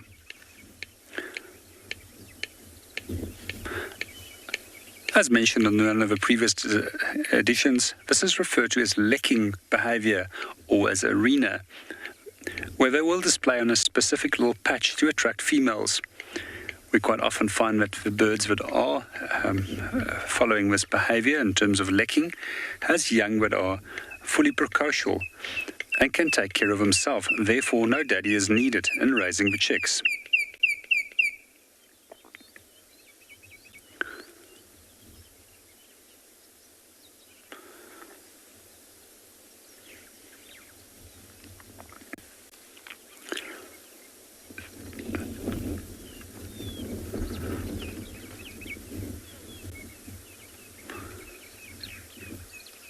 We're just going to sit for another while. There's another male calling in the distance.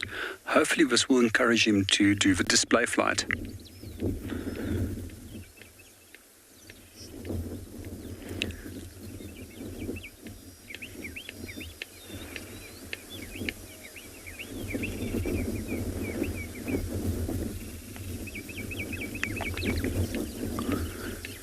For the moment, he's at least got 3 contenders in the area that's also calling from different directions, often at least 100 to 200 meters apart from him.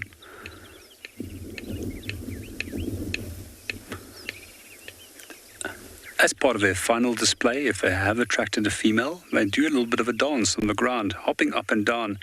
And what you'll notice is that they raise their crest, which is red in coloration, hence the name red-crested coron. That's probably one of the most impressive part of a display, and something that I've maybe have seen less than 5 times.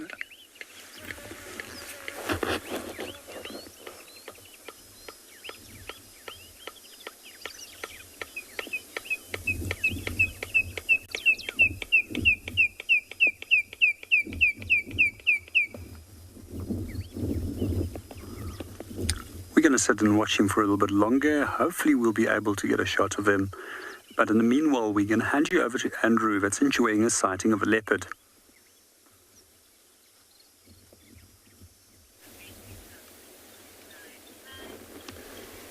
Thanks so much. And we still stationary here. It happens that, he wanted to just put his head up again and he delayed. He went back flat. Our beautiful cat. So I think he conceived a lot of energy from spending a lot of time in that kill that he had since yesterday. So if now he's going to carry on, reactivate his scent again, and then it's going to be all his duty for the whole night. We're not sure where he's going to end up to, maybe by tomorrow.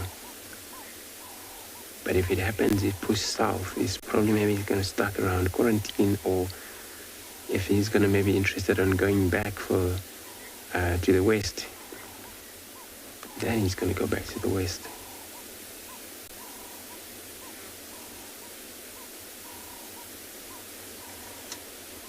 So it's all about energy, and it's all about, some leopards are very stationary. Some are a lot active, so they're all different behavior, even though all leopards, but it's where they grew up, in which area, and which mother was it, to be able to teach them, get around. And, this hunting technique, it comes from genetic, it comes from the mother, where teach them very well. And from there they exit. It's key for them to stay up. The background of the sky is so beautiful. Since they stay,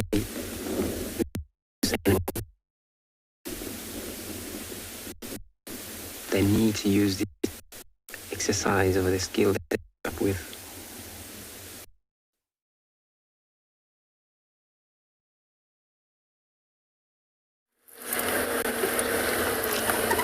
Sorry about that. I don't know what happened to Andrew. Mr. Koza will be back. The Buffelshoek drainage. I wasn't as far east as I thought I was. He's gone into that drainage at Buffelshoek Dam. So we raced round to the dam, but he's not popping out. What a leopard. Mulwati threw a spanner in the works here at Djuma. And I firmly believe that Mulwati was the final straw for the changes in Tingana. Now, I don't know if Tingana's 100% nomadic or just going nomadic. Apparently he's sawed recently, and whether that's just sort of automatic behaviour. I've never heard him saw for a very, very long time. He doesn't seem to show territorial behaviour anymore. But I think Mulwati's sort of entrance into this area was the final straw that pushed Tingana out. I'm not sure we're going to be able to relocate him, I'm afraid, but I'm going to try. Gotta love a challenge.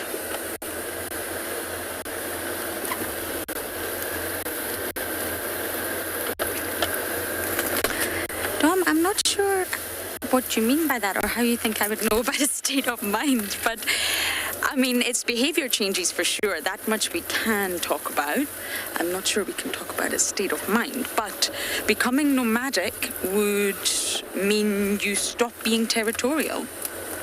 So you live the life of being stealthy and sneaky and avoiding sort of advertising yourself. So therefore you wouldn't scent mark. Yes, you would urinate and defecate, but you're not going to scent mark and smell the wild basil, and you're not going to call, you're not going to scrape, you're really not going to sort of make everyone know that this is your territory anymore. We might need to push our antenna down a little bit here. And you're living the life quietly, and I think for Tingana that's actually a safer way for him to go because he's 14 years old. Mulwati's a big male leopard. But his state of mind, I'm not sure. But his behaviour, absolutely, it would change. And I really think Tingana's going that way if he's not there already. And it's not bad being nomadic. If it's the safer way for him to be, and it means he doesn't expend so much energy, he doesn't sort of clash with males, then that's absolutely fine. Tingana's thriving, absolutely thriving. I remember many of us were worried about him. There's really no need to be. He is in fabulous condition. Yes, he's an older male, but he's in really, really good physical condition. He's definitely, if he's not fully nomadic, then he's definitely shifted his territory. He's definitely moved further up north. But I mean, he's been seen on Chitwa, he's been seen on Torchwood, he's been seen on Arathusa a lot, Annette's. That's not all Tingana's territory. So to me, that suggests that he's definitely gone nomadic. He's no longer that dominant male. Mulwati is. He's a gorgeous leopard. He's humongous. But unfortunately, we just don't get to spend much time with him. James got him on a kill once, a warthog kill. But again, he didn't hoist. We never see him in trees.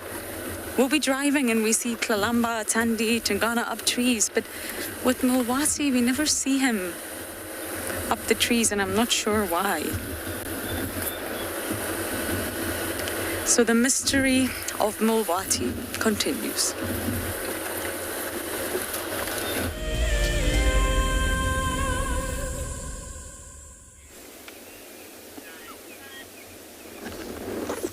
Thank you very much.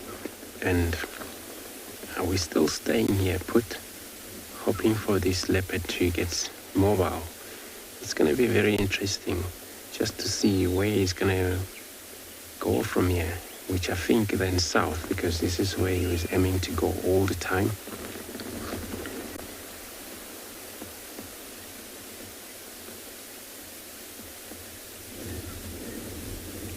I was trying to explain how I witnessed a lot of hunting technique leopards they have, where during the course of the hot day, and we had a lot of time to follow one of the females that she was hunting. Well, 11 o'clock, it was already daylight and so much hot, and we follow her like 12 o'clock still, follow her, and then she was like carrying on hunting. So hungry leopard, when they're in need for a hunt, for meat, and they have to do their best to get. And what we experienced there, she wouldn't move too much, and when she approached thicket, she also, take her own time. Every time she hopped in one of these thicket, could be a baby antelope hiding. So the minute she pounced, but for nothing, and then she all hoped that maybe something it's gonna happen sometime. So some of these hunting technique, sometimes, these leopards can do it. It's amazing. So it's cool that, just gonna wait here, see if this leopard is gonna be showing any movement.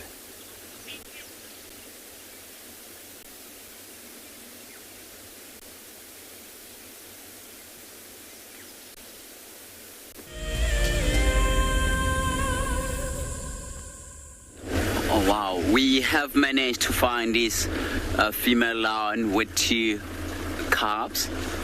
Now they're walking back along the same route where she was walking earlier on. And have a look at the one that walking right next to Mom. That's a female cub. And the one on the far right, that's a male cub. You can just see the size different now. So these cubs are at the age of about 8 to 9 months now. So have a look at the paws of those calves. They've got very big paws, so they are gonna be a very big lions.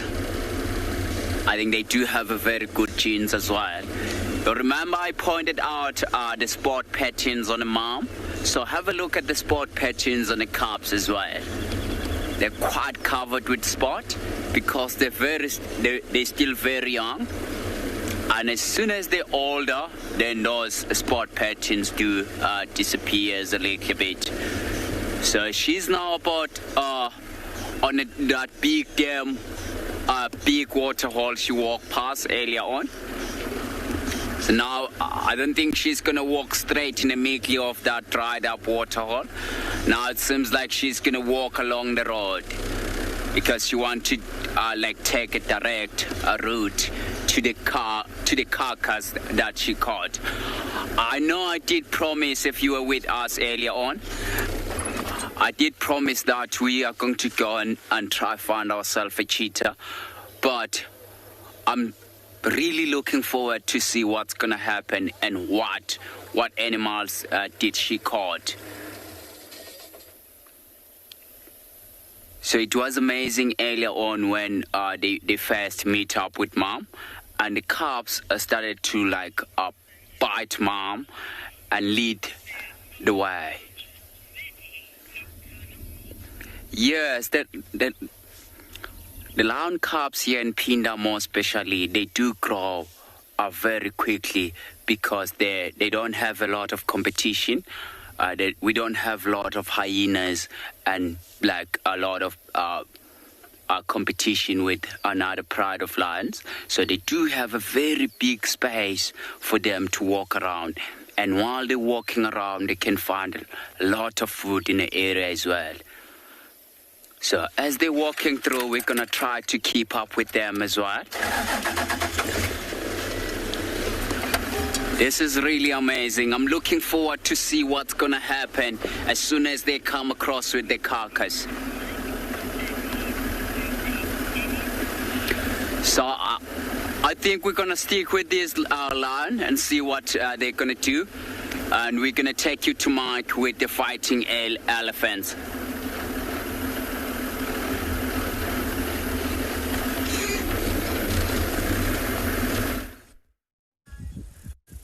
welcome everyone. Welcome to something very interesting. The elephant is busy pulling out a plant which is not native and throwing it away, and then it pulls up another one and throws it away. This plant that it's pulling up is called Ura, and it's very toxic if they fall to certain animals. And this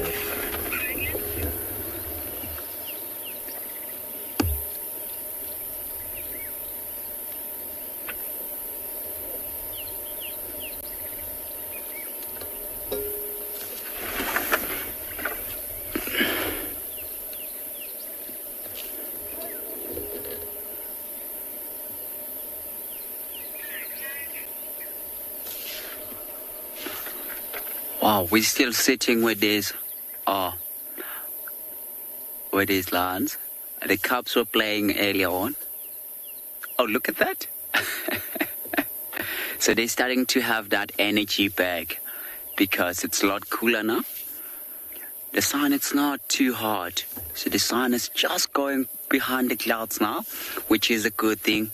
So she's going to cover that ground that she covered earlier on to get to the carcass. But she's still got a long way to go. So the female, she's waiting for the cubs to get so close to her because they're still very young. So she wants to keep an eye onto them. Okay, let's go a little bit forward.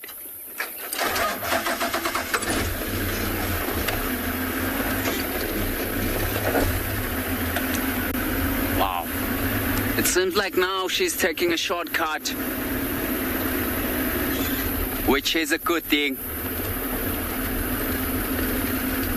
Because she knows that if she does a longer route, and the calves will then get really tired.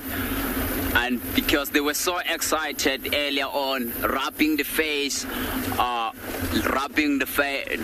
mom, and leaking the blood on mom's chin. It was really amazing to see. And after that, they wanted to lead the way. Look at that, a little cub busy sharpening the claws.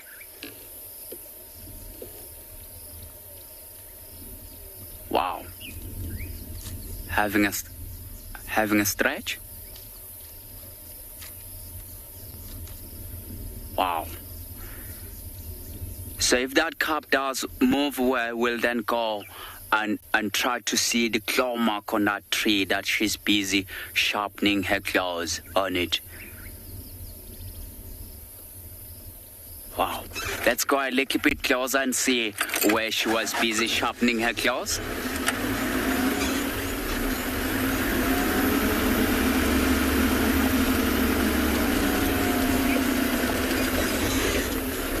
Look where she was busy sharpening her claws here, right next to the car. You can just see the part of the bark and that claw mark. So if you're tracking lions, sometimes you'll see the signs like that. So let's go a little bit closer to them. So if you're tracking lions, there'll be a time whereby you can't really see the tracks itself, but you only see the signs. That kind of the signs that you'll be looking for in a hard ground or hard soil like where they're walking now. It's going to be very impossible to see the tracks, but to see the signs. It's really amazing. Have a look how she's resting now. It's been a long walk for her, and she does try to lie down, and the cubs are busy annoying her because they want to go and find a male. See, she's taking a shortcut. She's gonna walk along the road.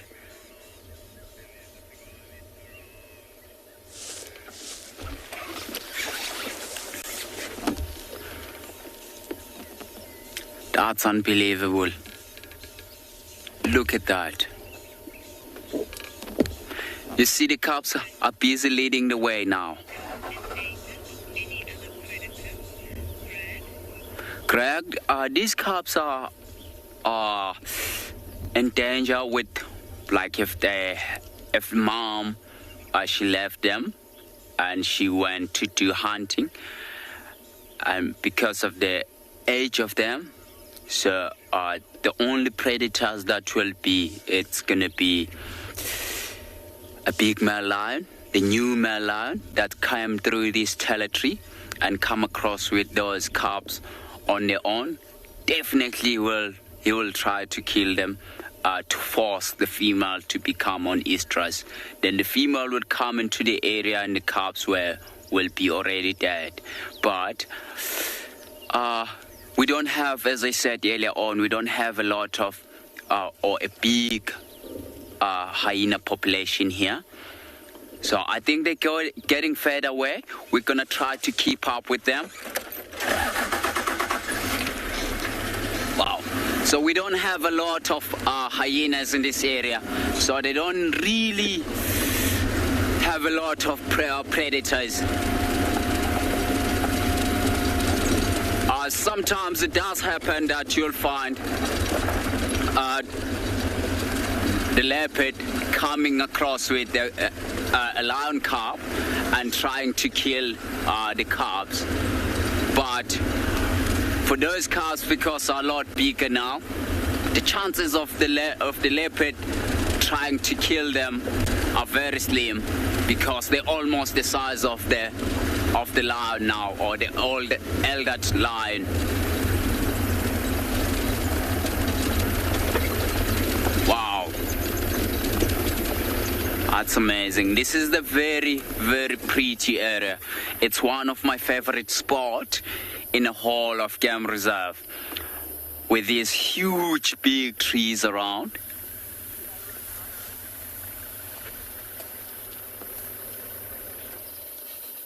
Wow, this is amazing. So have a look how they're walking along the road. Paula, she's not really afraid that she's gonna lose the cubs, because the cubs are in the age now whereby they're almost independent, or they're almost fully grown. They're not very vulnerable. So the cubs that will be vulnerable is the cubs that will be around 4 to 5 months or less than 6 months. Those cubs will be very vulnerable to other bigger predators, even the rock python as well, because they're born blind and they can't see.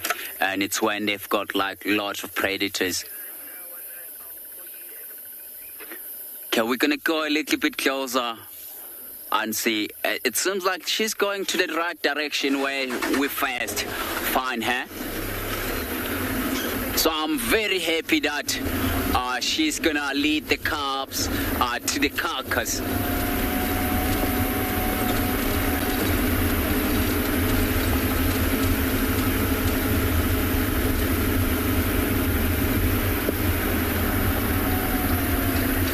There they are in front of us.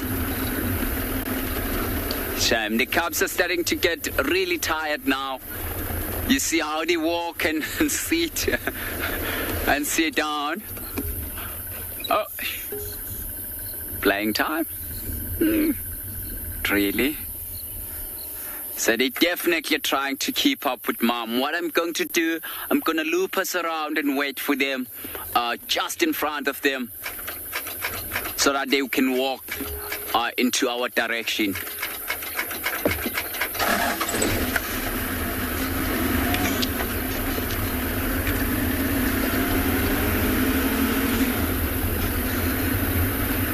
Shame, she's also very tired now. She's starting to pant a lot.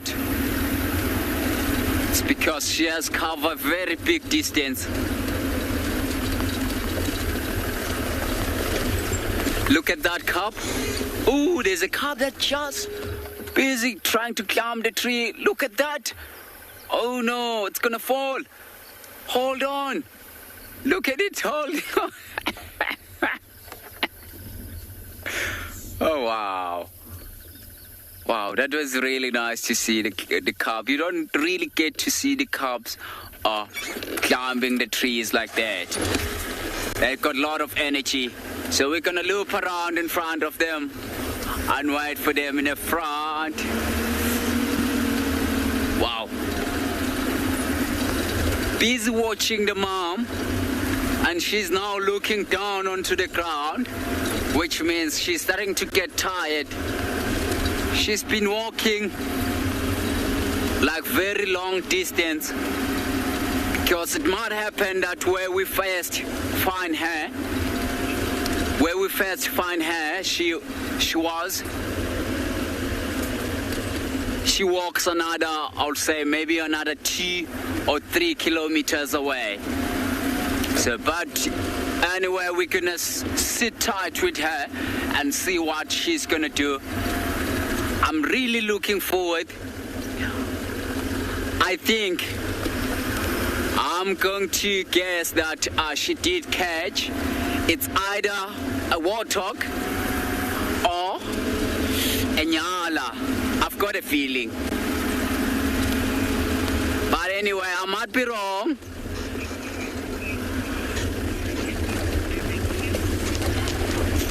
I think while we're still waiting, we're still following this lion, we're gonna link you to, we're gonna take you to Lauren with the leopard.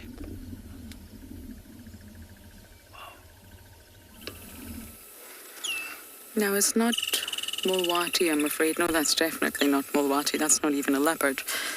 But this is Kalamba, our princess. And not much left of her carcass. I think it's a lamb, an Impala lamb, and she's lounging. She's doing what Kalamba does best, and lunges. Now this is what I mean. We always see Kalamba, Tandi, Tangana, Shudulu up trees, the arboreal life. But with Mulwati, he just baffles me. We all talk about him in camp, not in a bad way, just in the fact that he's never seen up a tree. He must not hoist. He just must not hoist, and that's why he's never seen. I mean, the leopards are not aware of what roads are, and therefore sometimes you'll find a leopard just climbs a marula right next to the road, and that's how you can spot them. But Mulwati has never been seen up a tree, at least in Juma. Possibly on Arathus or the west, possibly. But maybe he just doesn't hoist. I remember having this chat with Tristan and James. Why are we not seeing him more? Now, his territory seems to be huge from what we can gather. He pushed Tingana out, I'm sure of it, and he's also heavily affected Hukamuri's sort of movements. Hukamuri's not having a very good time at the moment. He's got a little bit of pressure from the tortoise pan male. He's got pressure from Mulwati. Maybe him and Tingana will form a little duo coalition. And then Hosanna will come back and join. No, I'm only joking. That's definitely not going to happen. But in all seriousness, what a lucky sighting with Mulwati. I can smell that carcass, Kalamba. Delightful.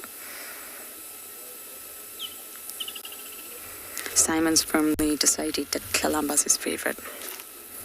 How can she not be?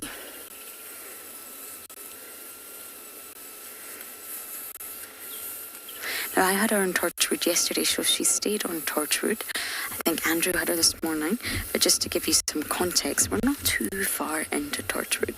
We're about 150 metres in from Cheetah Cut Line, from our eastern boundary. But still, she's on Torchwood. What if your mummy comes, Kalamba? You have a new little brother.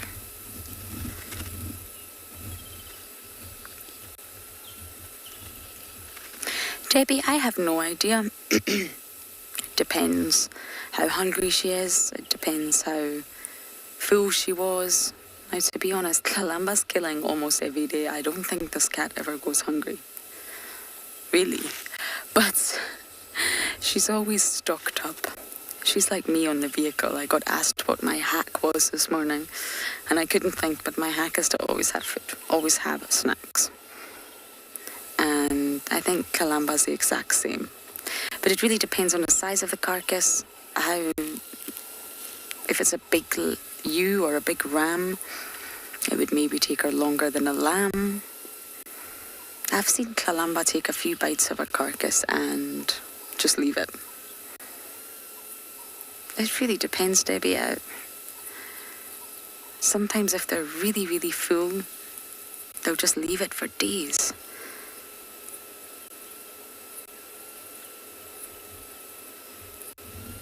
But it's raining leopards here. Andrew had Tingana, got Kalamba, Mulwati, and I think there's another leopard, I'm not sure who, been spotted literally down south.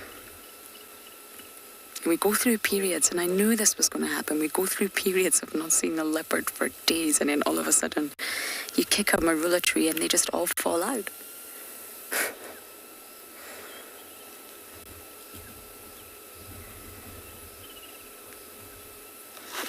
I wonder what she's watching. There was elephants not too far away. And we're quite far away from where Mulwati was, but he was heading east. He was heading towards Torchwood.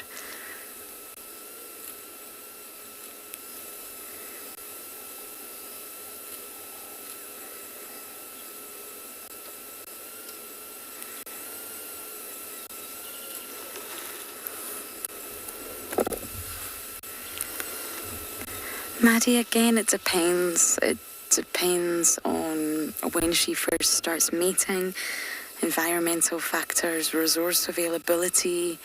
They say on average a female leopard starts to mate and give birth around 4 years old. And of course the male offspring, the sons, if you like, tend to stay with mom for about 2 years. So every 2 years, technically, she can mate again. And then she has to go through a gestation period of 3.5 months. And then, of course, rear her offspring. Depends how old they live for. But they will reproduce right until the very end. There's no sort of... I mean, look at Tandy. She's doing incredible. It's a natural instinct to reproduce. And even old leopardesses are known to still sort of give birth. Okay, so of course we're not going to go anywhere. After a very busy bumble, we're going to relax just as Kalamba's doing, and we're going to send you guys down to JP.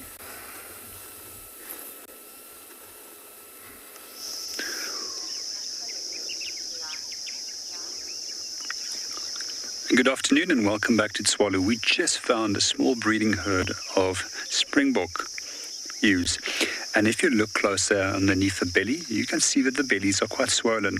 So quite often they drop their lambs very close by to periods with high rainfall, but there's sufficient amount of food.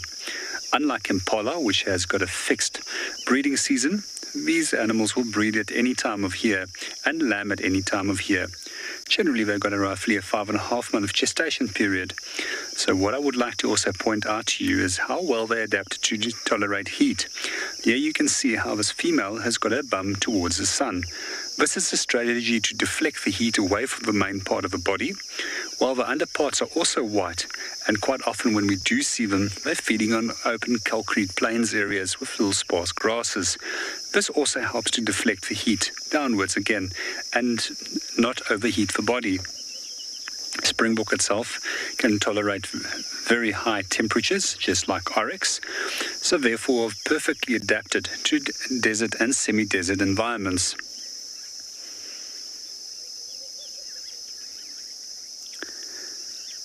I also find it particularly interesting to watch them while they're feeding.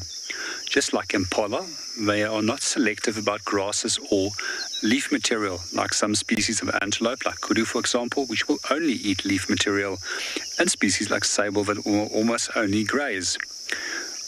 So by being able to go both for grass as well as for leaf material, they can maintain a pretty good body condition throughout the year. And we'll also notice in the case of Springbok that they can eat incredibly toxic plants without becoming ill from these toxins. majority of the rest of these animals are all busy resting. We're just going to see if we can maybe focus on one of the faces and see what they're busy doing. It seems as if some of them is actually busy ruminating. So quite often when animals like antelope have fed and their stomachs are full, they will regurgitate food and rechew it. And then it will go through a process of a number of different stomach chambers, which will assist with the digestion of the food and enable it to gain the maximum amount of nutrients from the food that it ate.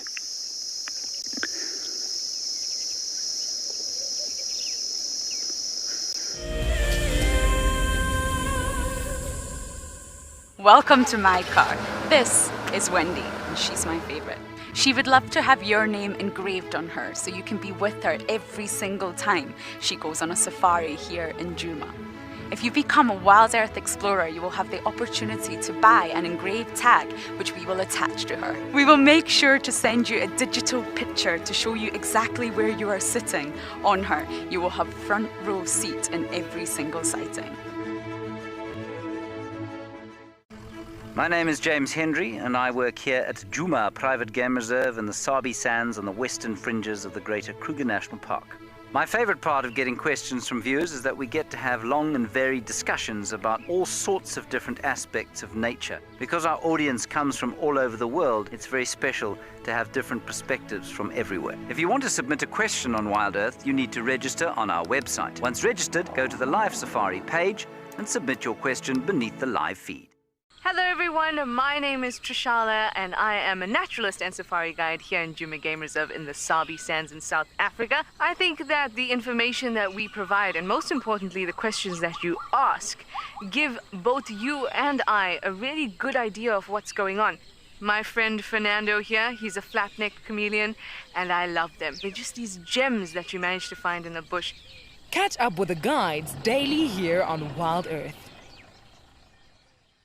Have you been watching Wild Earth and dreamt of being right there on safari with one of the guides? Well, now you can. Wild Earth is offering you a chance to buy a ticket to dream. You or a friend can hop on board a live Wild Earth show and join our guide on safari. The ticket is redeemable at any of our locations, anytime in the future. Only a limited number of tickets are available, so don't wait. Get your ticket now and start dreaming. Terms and conditions apply.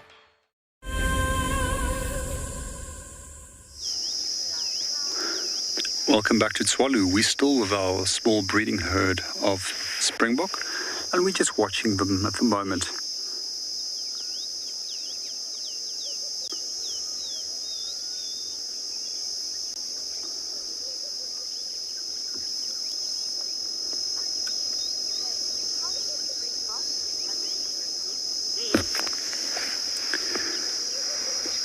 Good afternoon, Kay, and to answer your question, how many is in a group?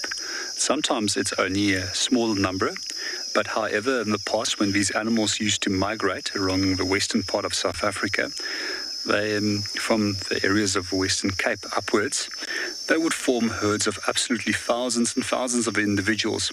They say that these herds would be several kilometers wide and several kilometers long. However, this phenomena no longer occurs, as most of these animals are only found within game reserves which isn't fenced to protect them from the outside world. I would have loved to have been able to see this. I think it's probably one of the most spectacular events in terms of animal migration that we could have experienced within South Africa. There's a lamb at the back. It's just behind that female that's behind the tree. Yeah, can you get into it? Or zoom into her?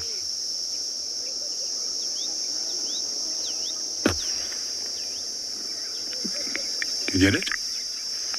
Have a look on the screen now. Yes, we've got it. Yeah. Also in the group, there is actually a lamb that we have found that was born maybe a few weeks ago already.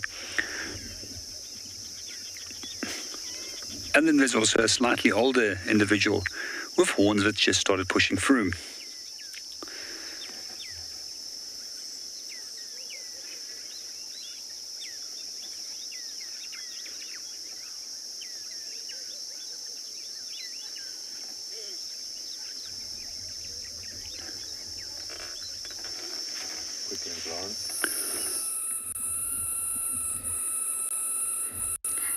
entirely sure what our cat here is trying to do. It appears she's trying to come down, but can't figure out how to come down.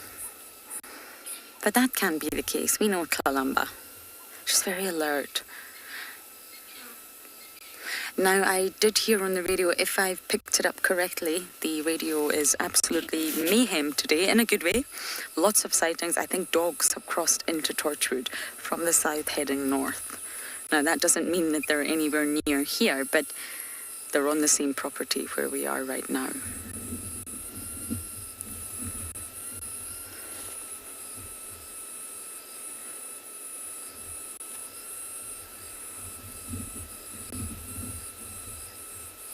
Tlalamba, we know you're an expert in the trees. What are you doing?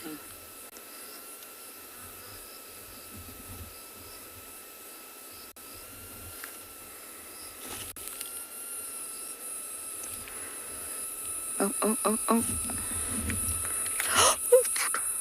Tlalamba. Well done, Simon. My goodness. That was quite abrupt.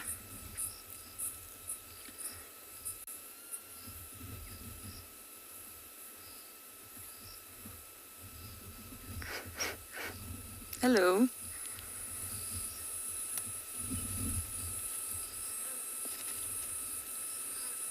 This is just another carcass that we're going to leave behind, dear.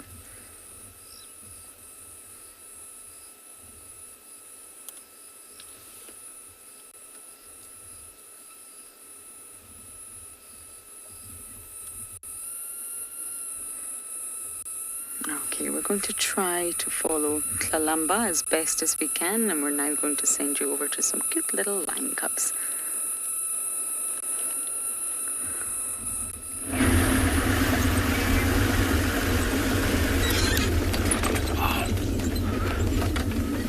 So we're still with this female lion with her two cubs. Her two cubs are just playing around just behind her. So we're gonna sit with her because the cubs will then come shortly and join mom. And she's still keeping an eye on the direction where she wants to go. So she's still got a long way to go, still, to get to the carcass. So we assume that the carcass, it's over the ridge in front of us. And he's gonna quickly point the ridge to you. See that ridge in front of us? Just over that ridge. So we're gonna follow her, like go, she might go over that ridge or use the road to go around. But she's still painting very heavily.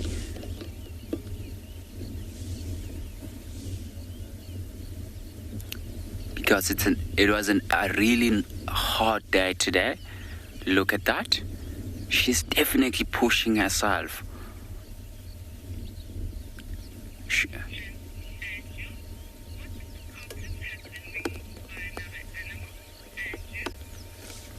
Andrew, if the carcass has been removed by another animal, she's gonna try to sniff it to follow the scent.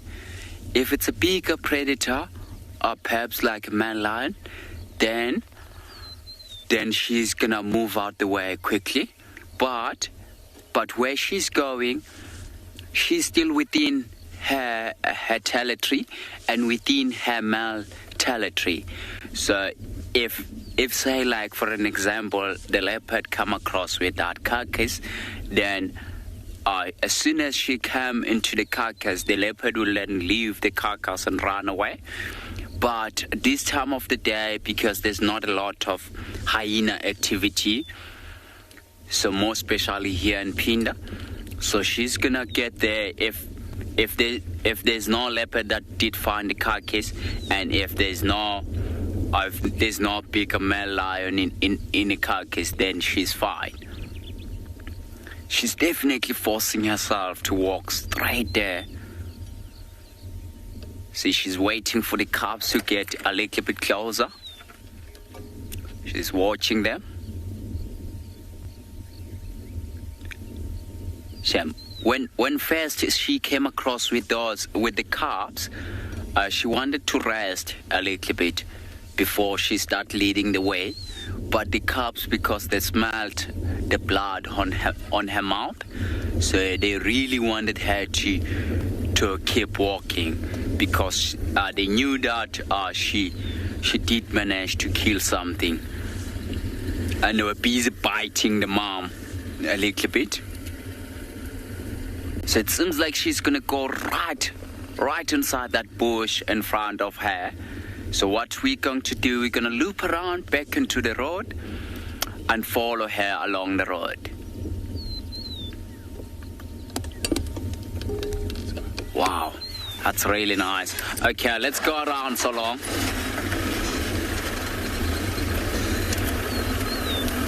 So while she is leading the way to go to the carcass, to whatever she caught, and if she does come across with another opportunity to hunt, she will definitely go for it, because they don't know when it's going to be the next meal for them. I have seen lions a day before whereby they caught like 4 or 5 Impalas a day, which is not very common.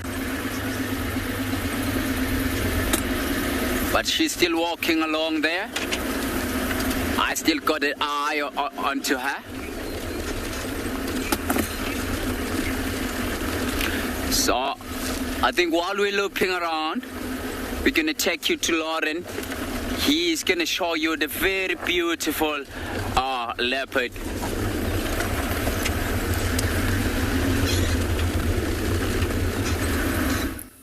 Beautiful view indeed.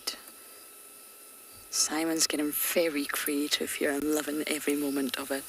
Hello.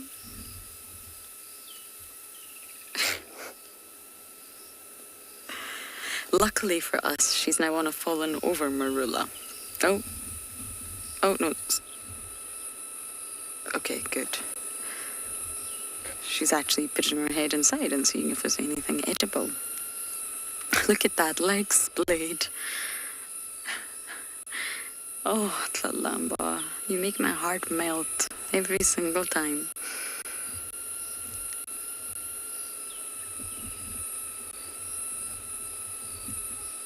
I'm getting asked just previously about how many cubs a leopard can have, and it's so difficult.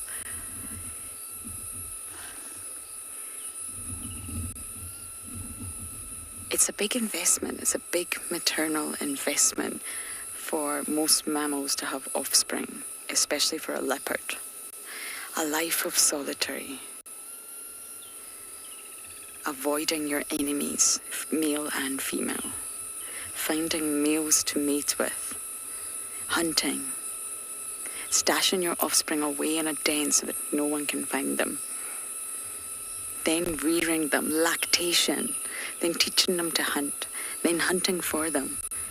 It's a big investment. Then mothers have to sort of give a section of their territory away to their daughters. So then she'll have to shift her own. It's not a case of, here is a chunk of my territory, dear, you enjoy. No, it's all about shifting and moving like a mobile jigsaw puzzle. Everyone's got to fit around and fit into this puzzle. Tlalamba obviously won't just take a small section of a territory. She will to start with, but then she'll expand. So then the mother's got to shift and change and maneuver. Then everyone around the mother's got to shift and change. It's a really, really high level of investment for a leopard to have cubs.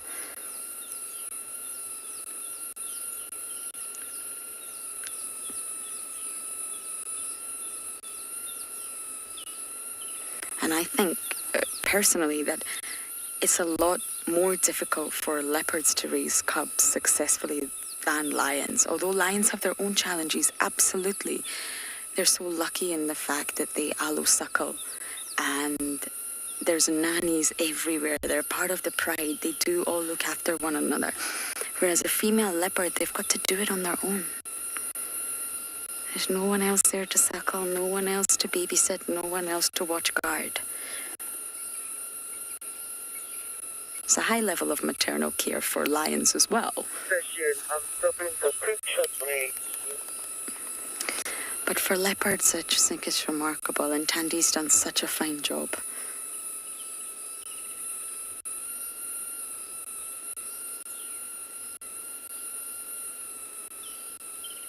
Look at the size of those paws, they are not small. Her weapons. They look very cute, but I can assure you, once those claws come out, they're protected. Protractable claws, protected in sheaths, kept nice and sharp for when she needs them.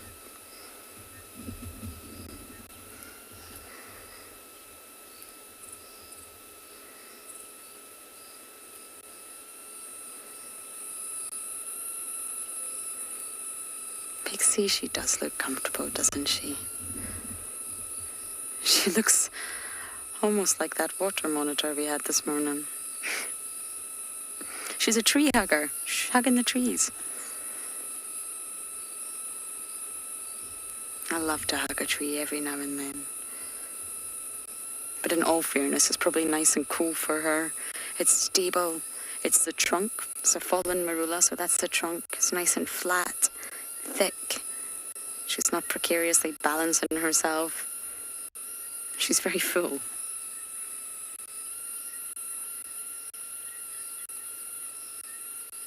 It's been a really lucky day leopard-wise. There's 4 different leopards in one day from sunrise to sunset.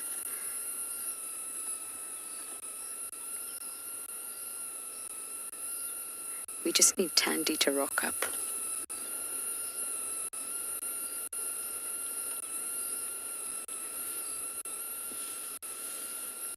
Should probably go into quite a deep snooze right now, but the sun is starting to set.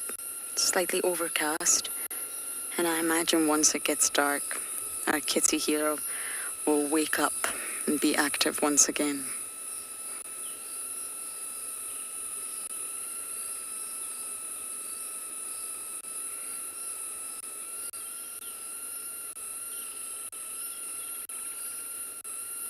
You can hear the woodland kingfishers in the background. They never stop.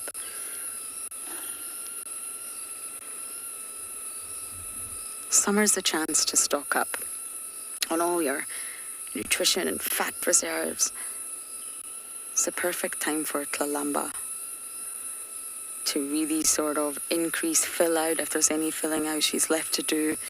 She's territorial now, and get ready for potentially being a mother at some point next year. Potentially. Wishful thinking.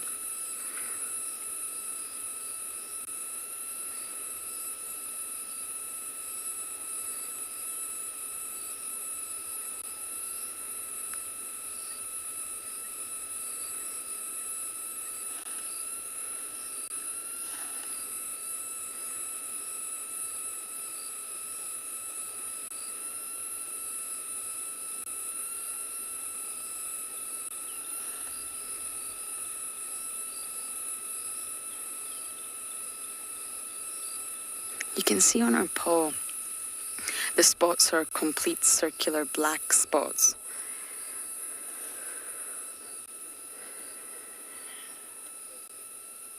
It's only when you get to the sort of body, as if you go up her arm, Simon, I'll give you a view, there you go. Normally around the elbow region, they start to turn into what we call rosettes. You see, they're not full solid circles of black. Gwynne, for us, I mean, we spend a lot of time with these leopards. A lot of time, more than you'll ever know. And I think it's safe for me to say they all look incredibly different. It may take some time to get used to them, but I'm sure even Simon, who's new with us, will start to be able to see the difference. Once you spend time with them, they do all look different, and you can start to pick out key features. Now, when you see a leopard, we spotted Mulwati from afar, very far. And immediately when we zoomed in, look for genitals. If you don't, I didn't know who it was. I knew that Kalamba was here. I knew that Andrew had Tingana. Who could it be? And immediately look for genitals. That's your first protocol. Is it male? Is it female? And of course, with Mawati, it was very obviously male. Then you want to look for any key identification features that you can. So for Hukamuri, he's missing his eye. For Nsele, missing an eye. Tingana, huge droopy dewlap. And then look at the face. And they all do have very different faces, but if Simon can just zoom in to her whiskers, they actually have a spot pattern. And the spot pattern is that top row of whiskers, if you like, and each individual leopard will have a spot pattern, but it's not unique to each leopard, and that's the tricky thing. Some leopards will have the same spot pattern, but for example, Kalamba is 5'5". So if you just look at that very top line, you can see 5 dots. You see? So each leopard will have a spot pattern. So if you're really unsure who you've just seen, try to look at the spot pattern. But if you're new with us, you really will, after a while, get used to the different looks. And you can also start to see leopards that are related, but that takes time, of course. But genital check, key identification, key features, and then look at the spot pattern. Also, if you're really unsure, try to look at where you are out here. Each leopard that we know really of who's an adult will have a territory. You're not going to find Shadulu on Torchwood. So if you find a leopard that you think, oh, could this be Shadulu? If it's on Torchwood, it's not going to be Shadulu. So you can sort of start to piece together the jigsaw like that. They all have unique walks. They all have unique behaviors. Eventually, you do get used to it. So from one sleepy apex predator, we're going to send you across to another.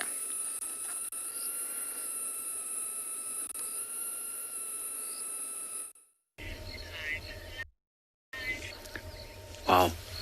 Seems like this female lioness with her cubs, she found a nice little pen system just amongst the grass there. So she's busy drinking at the moment because it was a nice hot day. Look like she is just finishing drinking now. But where she was drinking, I don't think it's a nice clear water. It's a very dirty water, which means the lions, they do have like a strong stomach.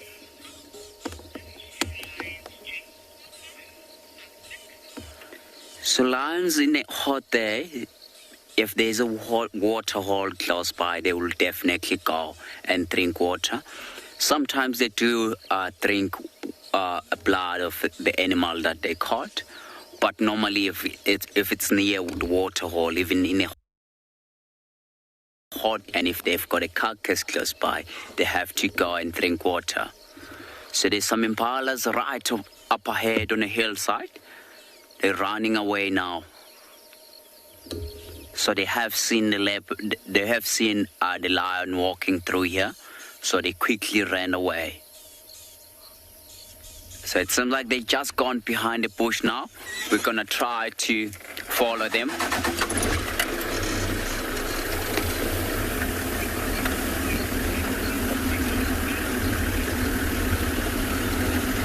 I think we're gonna stick with these lions and see what they are going to do. We're gonna take you to Andrew. He's gonna show you some elephants.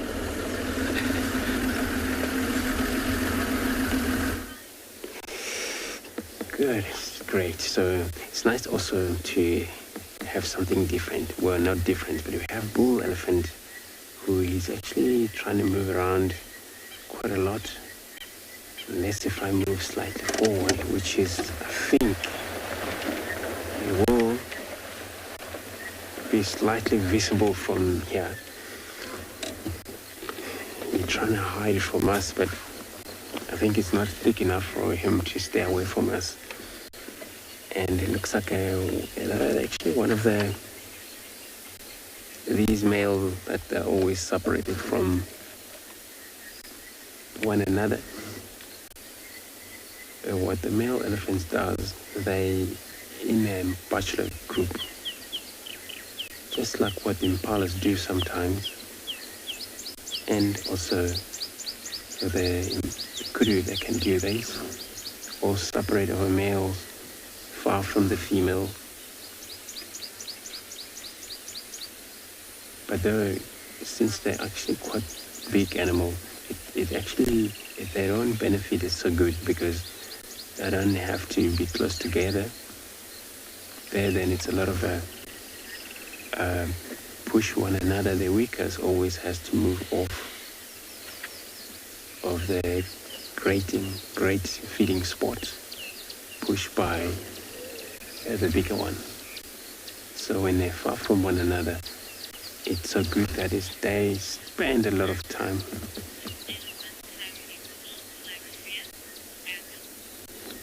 Adam, so you want to know if the elephant have emotion or fear. So they do. And most of them behavior that elephants have, and it's very interesting about this animal, where, you know, their fear or emotion they have, it's closely related to even human, where we, in a family member, when somebody die, you know, we all so sad and all cry around. Same to this animal. And of course, some of these behavior they got similar to human. But in terms of also knowing that every time they do something different to other animal, it's a hurt. They know that. If this fight between the bull, you know, one injured to death, you know, the partner will get up to that fight, walk away knowing that it's done big damage to the other bull, probably is going to die. But this is also applied the same with a rhino.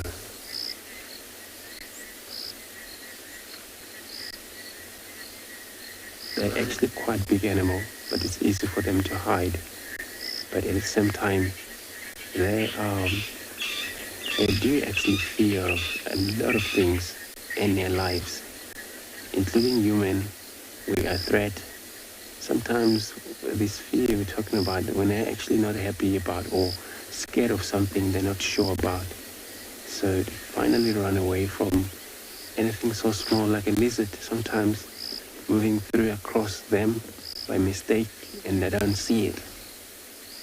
And then of course, they all herd. Normally in a herd, they just ran, all of them. Stop from a far distance. But when they stop looking at the back, they're all, you know, expecting such a big thing they can see. Meanwhile, it was a smaller thing. So I'm sure he's just going to hide away from us.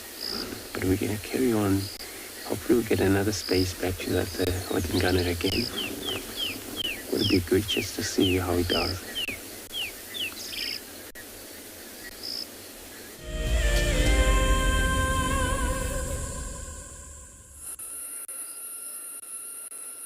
Now the skies are heavy. The clouds are thick. It's getting dark. I do wonder if we're in store for something tonight. We had a drizzle today. I don't know if that's a correct term, but we had something. It rained on us for about 5 minutes, if that. 5 minutes, Simon? At 9:30 this morning, and then it disappeared. But I think tonight we're in for more rain. I can feel it. I think Tlalamba can feel it too. On that note, though, I do firmly believe that most of the organisms out here, from your tiny, minuscule little insects to your large mammals or your birds, even fish, even your underwater creatures can feel changes in the atmosphere.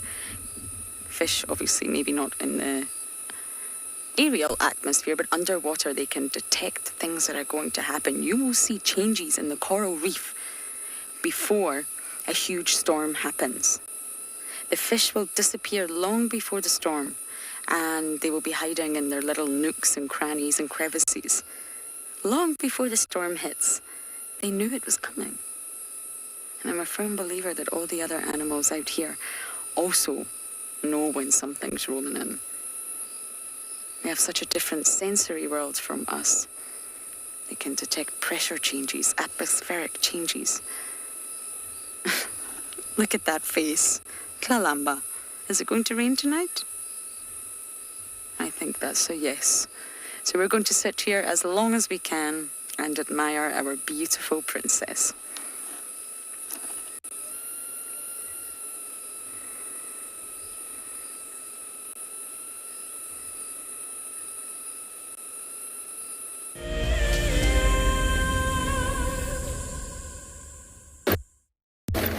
Trying to see if we can make our way back to that Ghana and so I think I have to text standby and see if maybe we got another visual of him. But the last update is that he's still flat on that last position we left him, so no change. So we believe that, you know, we might have to see him again, unless if maybe he move into a river where nobody can follow there due to a wedge. But if you stick on a road, and I think the lock is going to be going until we all have a good look at him. So you probably maybe later going to contact, which is all about, you know, territorial vocalization that leopards do, especially when it's dark, where this sound travels so much further, since it's not a lot of noise that happening, except for frogs and all of his cicadas and yes, they do a lot of move from there. Sound can travel far away.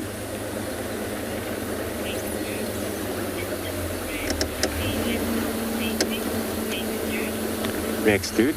So you're asking if it's rare to see a leopard mating. If you have a lot of, you know, male or mix of male, females in the area, actually it's not rare, but it's only rare to actually, you know, notice even when you find them, whether the female she's on estuaries or males. Male is always ready to mate. Females, she comes on estuaries. Then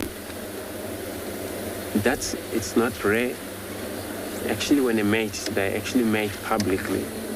You have a chance to see them mate right in the open. If it's a chance, it's an open space. Sometimes you gotta have a look. You know, mating is similar lines, so it's continue going for at least 3 days. And then the process like that sometimes can be about 2.5, 3 days roughly, mating non-stop. So now we come across the bull giraffe right in front of us.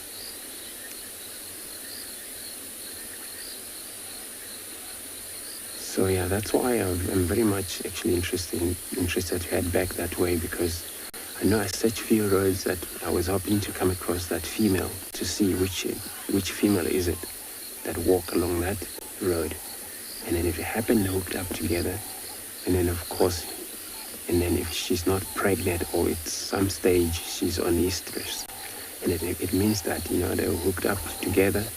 There's a chance maybe tomorrow if you find them still in the area, and they're actually quite easy to actually find them, because if you know the couple that have walked into an area, you always have to stop and listen, maybe take time listening around for any of the audio. They maybe make sound when they mate. Usually they do that. And then you know exactly where they are. So looking at the southern giraffe here, busy browsing. And look how tall he is.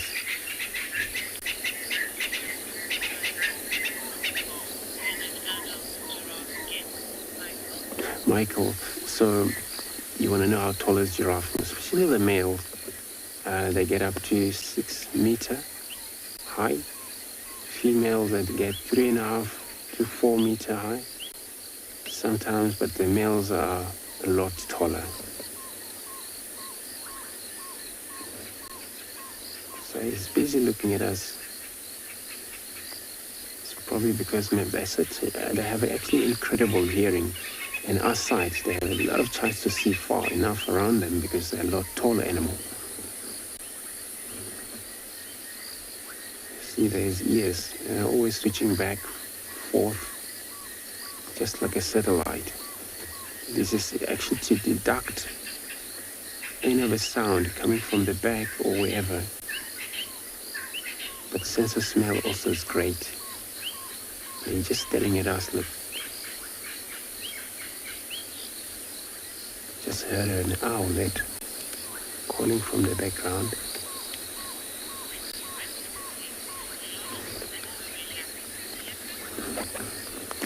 So I'm gonna leave this giraffe now. I'm sending you over to Lauren with her Relax, a leopard.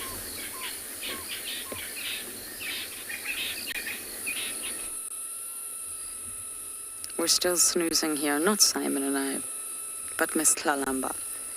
She's very relaxed. She's been a little bit upset at vehicles recently. You may see an awful video circulating, but I think with any wild animal, with any cat, you must give them space. We're positioned really far away from her. We let her walk away before we followed. Always got to make sure you give an animal space. But she has been snarling. You've got to read an animal's body language. It's really, really important. And even if you don't see the signs immediately, you're not paying enough attention, which can happen by accident, you must react immediately. Leopards will let you know when they're not happy, as will elephants, as will lions, as will birds. As will certain fish in the ocean, like the triggerfish. If any of you have ever heard of the Titan triggerfish, then you'll know what I mean. If you've not, Google it. Titan triggerfish. You will be horrified at the images Google brings. I have scars all over my legs from this fish. I am more scared of it than I am a shark, including a tiger shark and a great white shark. This fish is terrifying. It's only protecting its babas, so... And it's normally a female that's guarding her nest. She gets very upset if any snorkeler or swimmer or diver goes across her nest, but you don't realize you're doing it. You can't see it. And this fish will come at you with its teeth and bite you. It will not stop. But my point here is it gives you the warning signs beforehand. You've just got to know to look for them. And if you're too busy looking at a turtle or something else, then you won't see it. I spent $500 on a pair of fins once, carbon fiber fins. I was very proud of them. And a Titan triggerfish crunched right through them. But all animals will give signs, most likely. You've just got to be very, very aware, hyper aware out here. Even hyenas. I've never personally seen it with vehicles, but if they're not happy, they'll definitely let you know.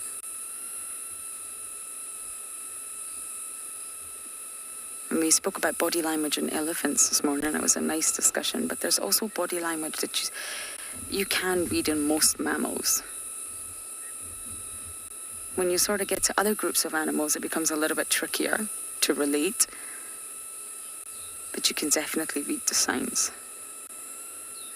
Even bees and wasps, and I'm talking about the sort of bees in the UK and the wasps in the UK, once you start moving your arms back and forward and you start screaming and you're getting angry at the wasp and you want it to go away, the wasp is going to react. And it'll start really flying at you fast and furious before stinging you, which can be rather painful. But if you just react calm, watch the wasp, it's just going to fly around you, it's just going to fly away, it's not going to bother you. Your reaction causes a change in the wasp's reaction. And although I maybe wouldn't call it body language, you still can pay attention to that wasp to avoid being stung most of the time. It's getting quite dark here. We may have to go into IR soon. What do you think, Simon?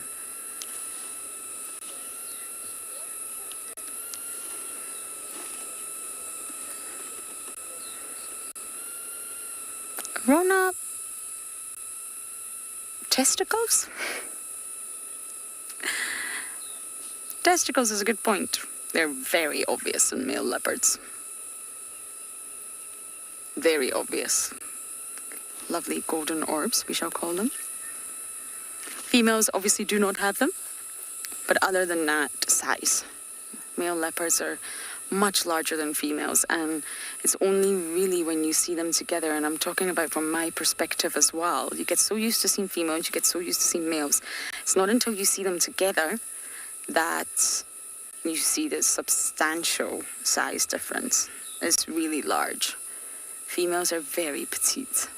They say that females can go between 30 to 60 kilograms, but 60 is pushing it. I don't think any of our leopardesses out here are anywhere near 60 kilograms, and the males can grow up to 90. Much larger tracks, much larger bodies, and the males generally have a huge dewlap.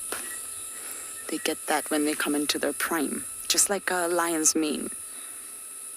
The male leopards develop quite the dewlap. But other than that, that's it. But if you're ever confused, just look for genitals. As with all animals, do a quick genital check, and immediately you'll have your answer. The tricky ones are elephants. Elephants can be really difficult to sex. Hyenas, of course.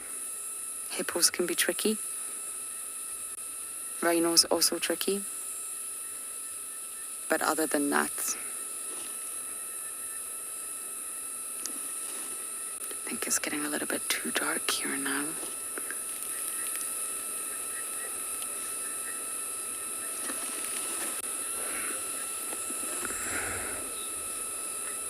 Simon, have you got your IR light on? Okay, we're going to go into IRFC.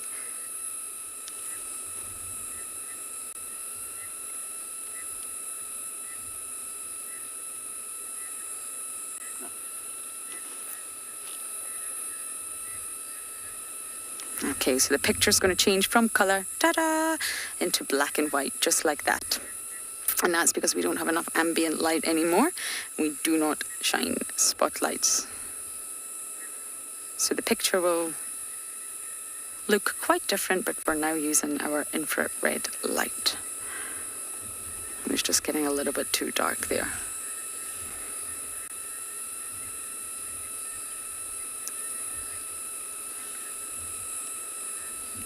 There was a question there, I didn't catch the name, about have I ever witnessed a leopard given birth. Not in the wild, I have not. They're very secretive about it. It was from Matt. No, I have not. I'm not sure any of us have. Normally they give birth in sort of drainage lines, deep in the thicket, and they'll stash them in a den site. That's because there's it's a low survival rate for leopard cubs, and I think if we came across a leopard that was given birth, that would be a tricky situation. Would you stay to avoid further disturbance? You definitely would not call it in on the radio, or would you just leave to let the leopardess be? I guess you would have to make that decision at the time, but they're very, very secretive about it.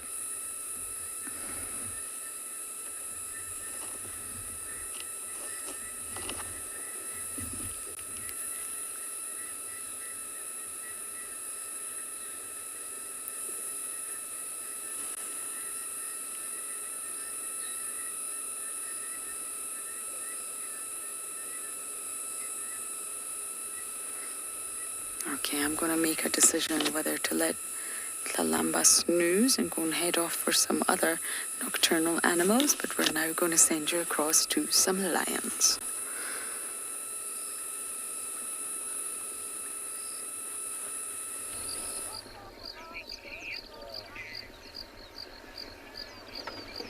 Wow.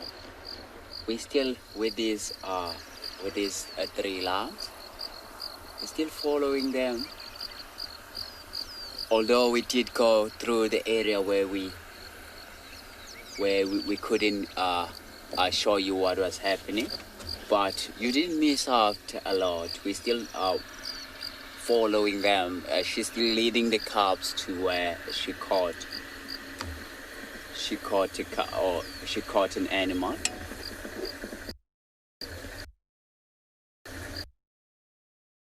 just there. I think let's go there quickly and have a look what's happening. I'm gonna go along. Seems like she's gone. She's sitting up there with the long grass. See what's what. We're gonna go a little bit closer and have a look.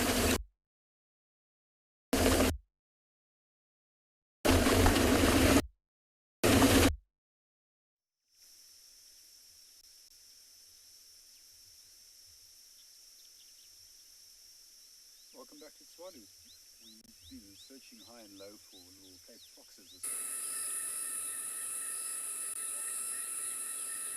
Sorry about that. I don't know where you came from, but you're back with us. And Sleepy Tlalamba, of course. Now, I do think this is the last segment we'll do on her and just let her sleep. Sometimes I feel enough is enough in a sighting, and you need to make that call as a guide to be able to say, let's let the animal be. She's not bothered by our presence in any way, shape or form, but we've been spoiled today, and you never know what other nocturnal animals we're going to bump into.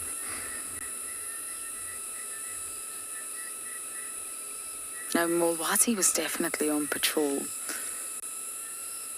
I'd love to bump into him again. He got named after our dry riverbed, although it's not so dry anymore, that's for sure. Our soggy riverbed, the Mulwati. It's still not 100% drivable just yet after the rains, but it was definitely flowing then.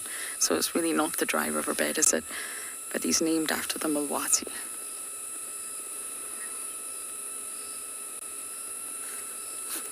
And I really do hope we get to see Tlalamba mating. She may have mated already, but I really hope we get to see it. I know that sounds strange, but we get to know exactly who she's mating with. That doesn't mean they'll be the father of the offspring, if she has any, but it gives us a better understanding.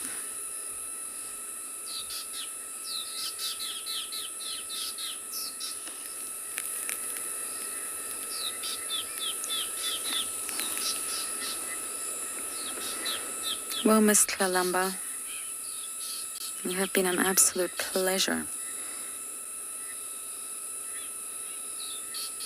I'm not sure you've enjoyed our company as much as we've enjoyed yours. She might be around tomorrow. There's definitely some meat left on that kill. But knowing Tlalamba, she might not be around tomorrow. Who knows? It'd be nice if she crossed back onto Juma. Don't tell the Torchwood people that.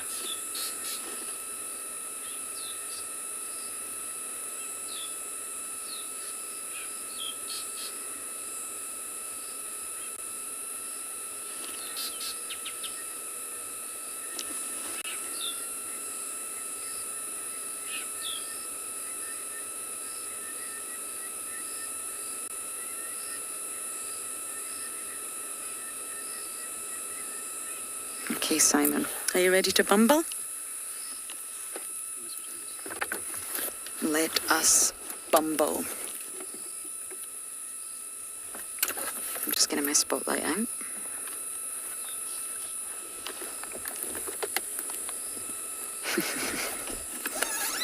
Okay, goodbye, Tlalamba. She's put her head away. She knows we're leaving. We're in a bit of a thicket. I'm just going to navigate out of here and see what other nocturnal creatures, or crepuscular creatures, should I say, we can see for the evening.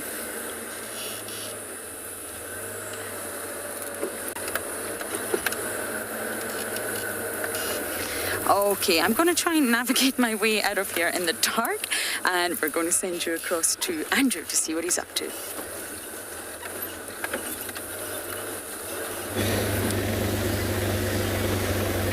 Good luck, Lauren.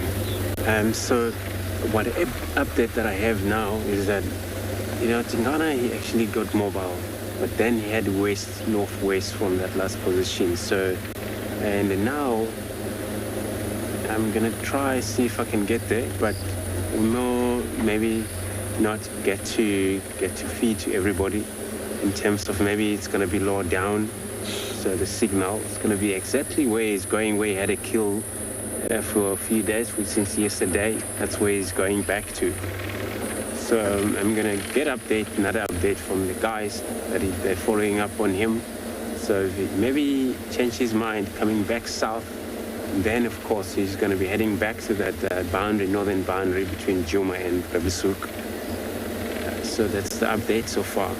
But I'm also hoping, since I'm working with the spotlight now, to see if, that female leopard tracks that we saw, she's around. Because yes, it happened that maybe she didn't move far away. But it's got to be about communication. If she ever vocal or he ever communicates, makes any sound, this is how then you will know exactly that she's still around. Because then either she will respond or not respond. Maybe later she will sneak in, because from vocalization they won't sometimes tell which one is which until they see one another.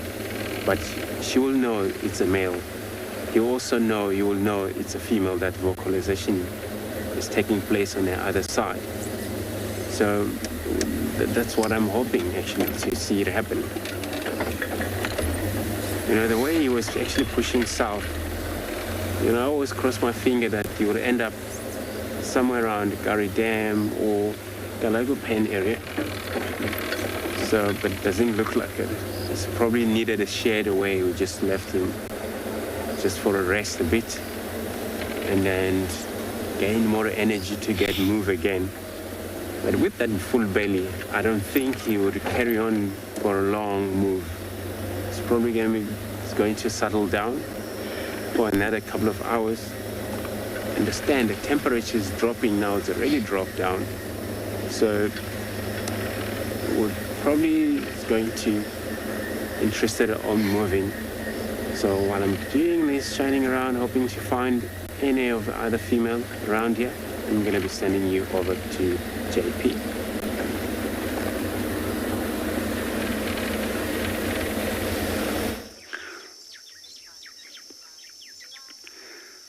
Good afternoon and welcome back to Tswalu. We've just taken a little bit of a break and started walking around a little bit to see what we could find in the bush.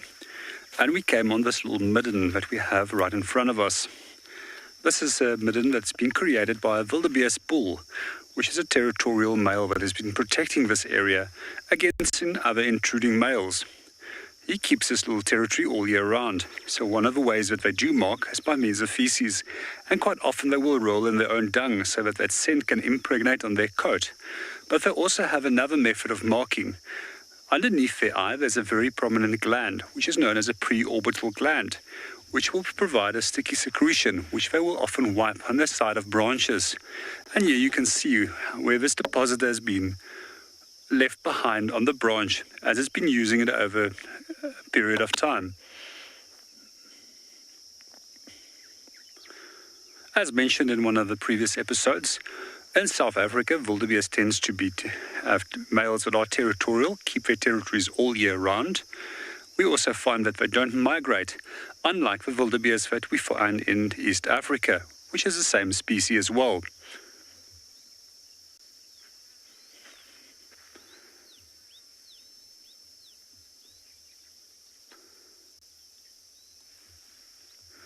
We're just going to, for a few seconds,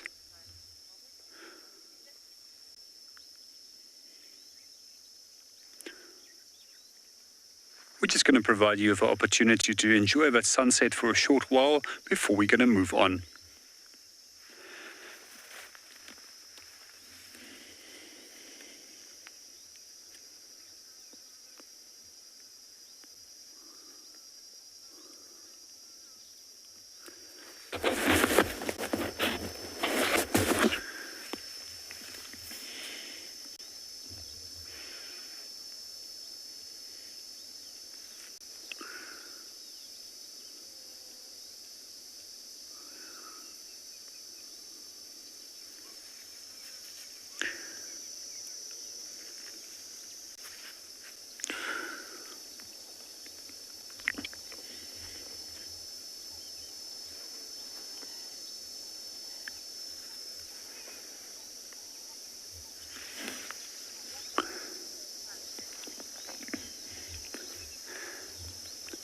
Good afternoon and welcome to For Show, Tracy. I do agree with you.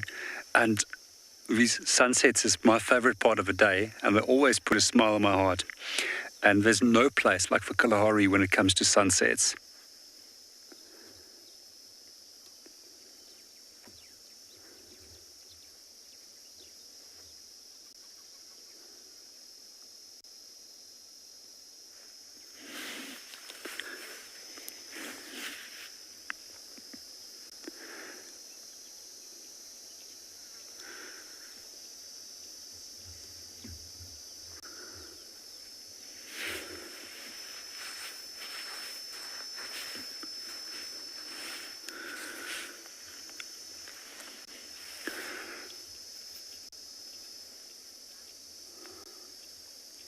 And meanwhile, while you're enjoying the final moments of that sunset, we're going to hand you over to Bosani, who is currently viewing lion.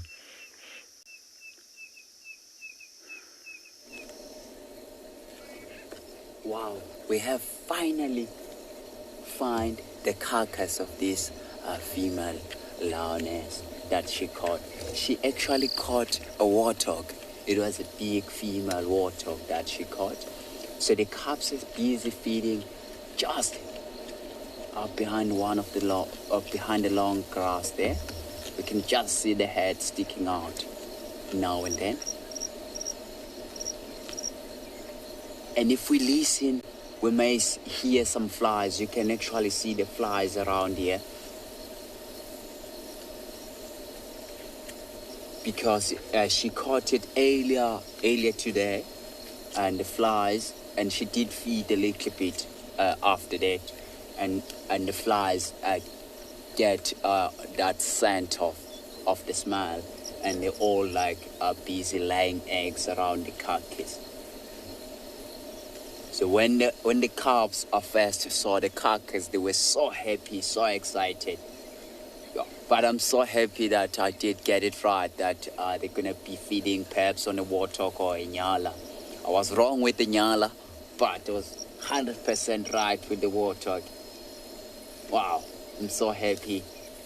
Finally, we did get to see what they were feeding on.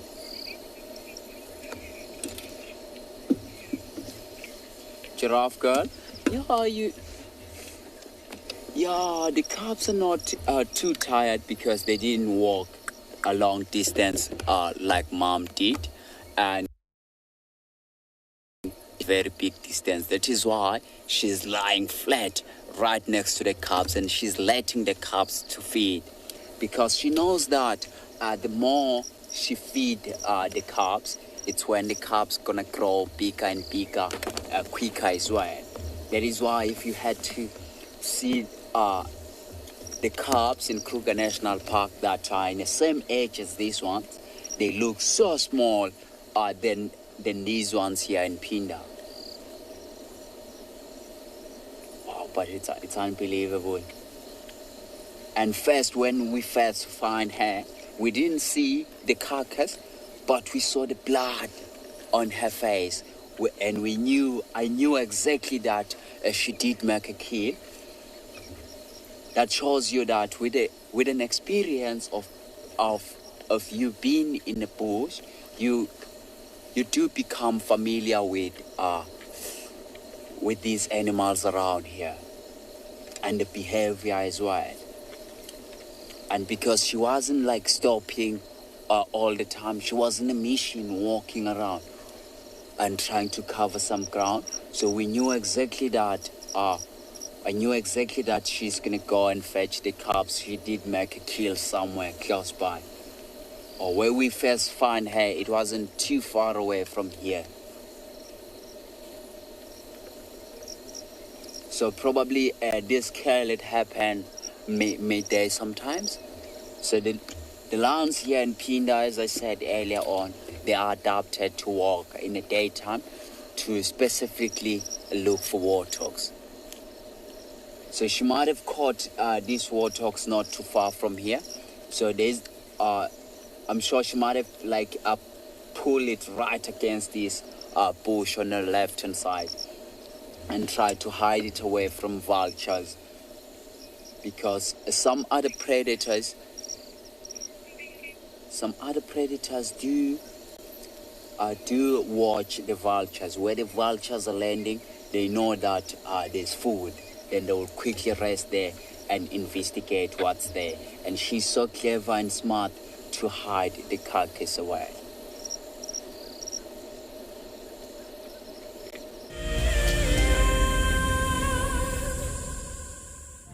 An ever-increasing part of the global population is losing its connection with nature. Wild Earth is here to reduce people's stress and anxiety, allowing you to escape into nature even just for a few hours a day. However, Wild Earth is expensive to run, and we need help from you to keep this ship going. Wild Earth Explorers gives you the opportunity to be part of a program that supports the sharing of nature with the world. Jumbo, my name is Isaac Rotich. I come live to you every day from the Mara Triangle in Kenya, East Africa. I think the most underrated animal here where we are is the spotted hyena. And the main reason is people haven't read any literature to fully understand about this super predator.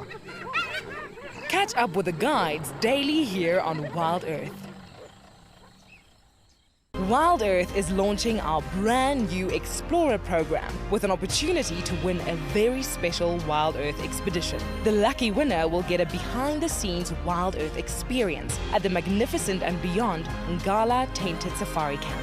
The prize includes a 3-night stay for you and a friend with a chance to sleep out in the unique Ngala treehouse. Become a Wild Earth Explorer and stand a chance to win this and many other prizes. Terms and conditions apply.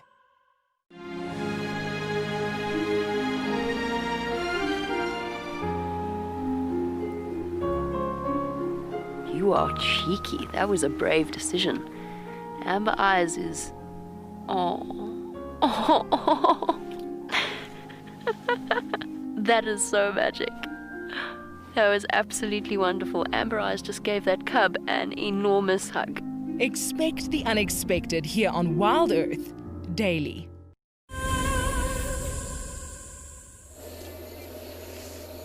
Wow, we're still sitting with these lions, and the cubs are still busy feeding at the back there. And one of the female cubs, she went and joined mom. And now she's going back to the carcass again to feed.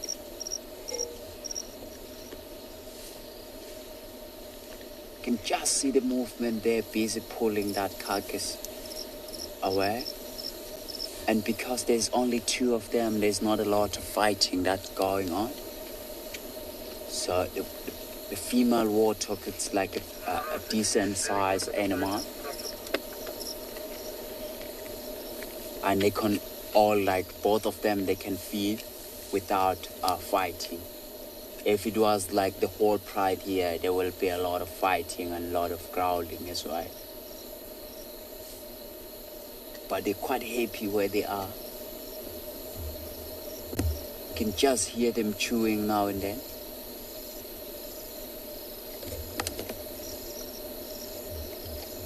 Hear that crunch of a bone.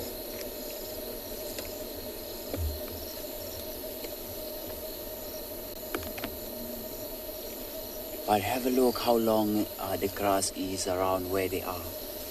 And for her to ambush the warthogs around here, it did give her a very good opportunity to catch the warthog. And can you imagine the size of the warthog? It's not very tall. It's not a very tall animal, the warthog here. So for her to catch the warthogs, it was a lot easier. I think we're gonna take you across to JP. He's gonna show you some jackal.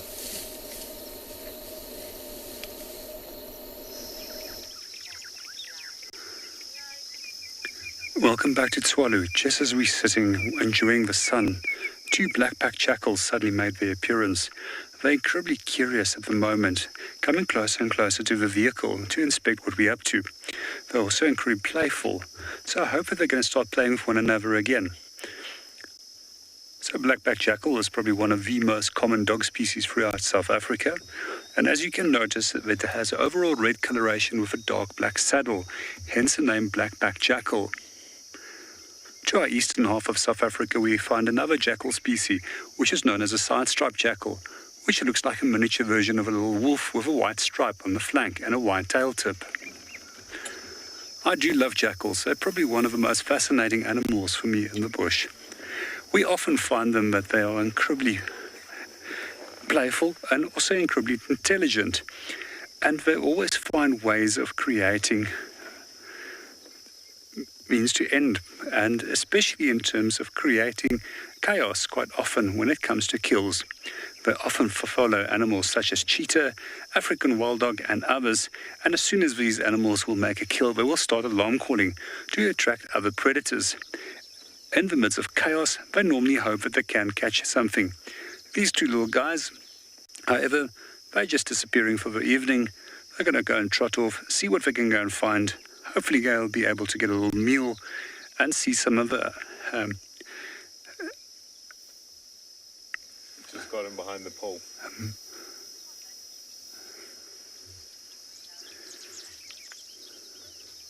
Yeah, we can see him again. Okay, we've just got back onto them. Good afternoon, Elizabeth. Just to add on to your comment, yes, they are stunning animals to watch, and especially if you can find jackal pups. They're probably some of the most playful animals as well to watch.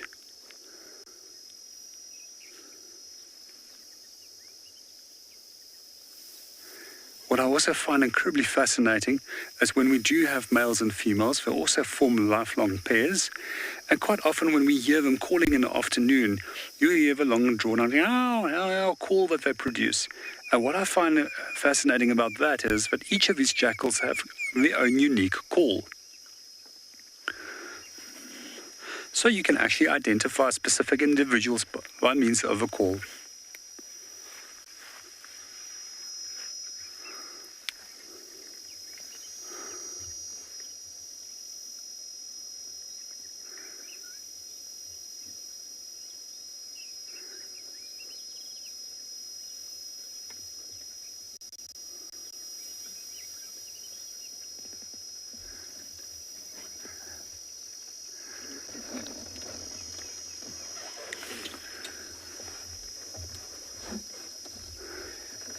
They've just disappeared down the road. We've lost visual of them. But yeah, we're going to just turn back to that beautiful sunset that everybody can just enjoy. And it's absolutely stunning with the clouds this evening. So quite often if we do have clouds, it actually just makes the sunset so much more beautiful and picturesque.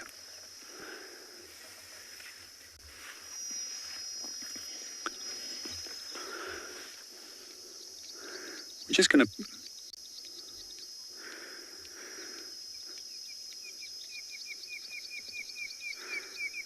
we're just going to provide everybody a short little while just to soak up those beautiful sounds as well as that sunset.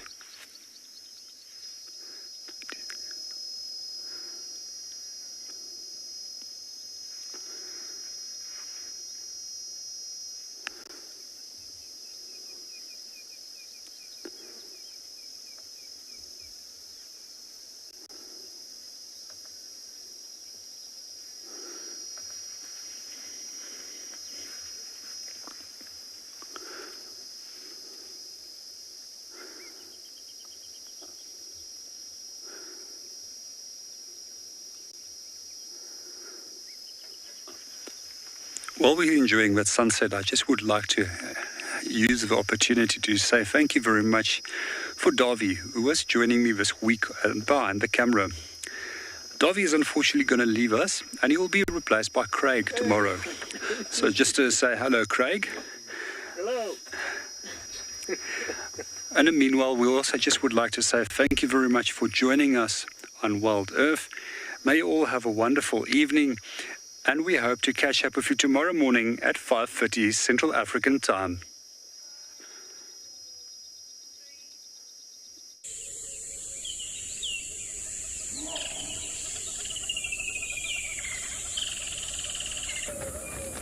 This program features live coverage of an African safari and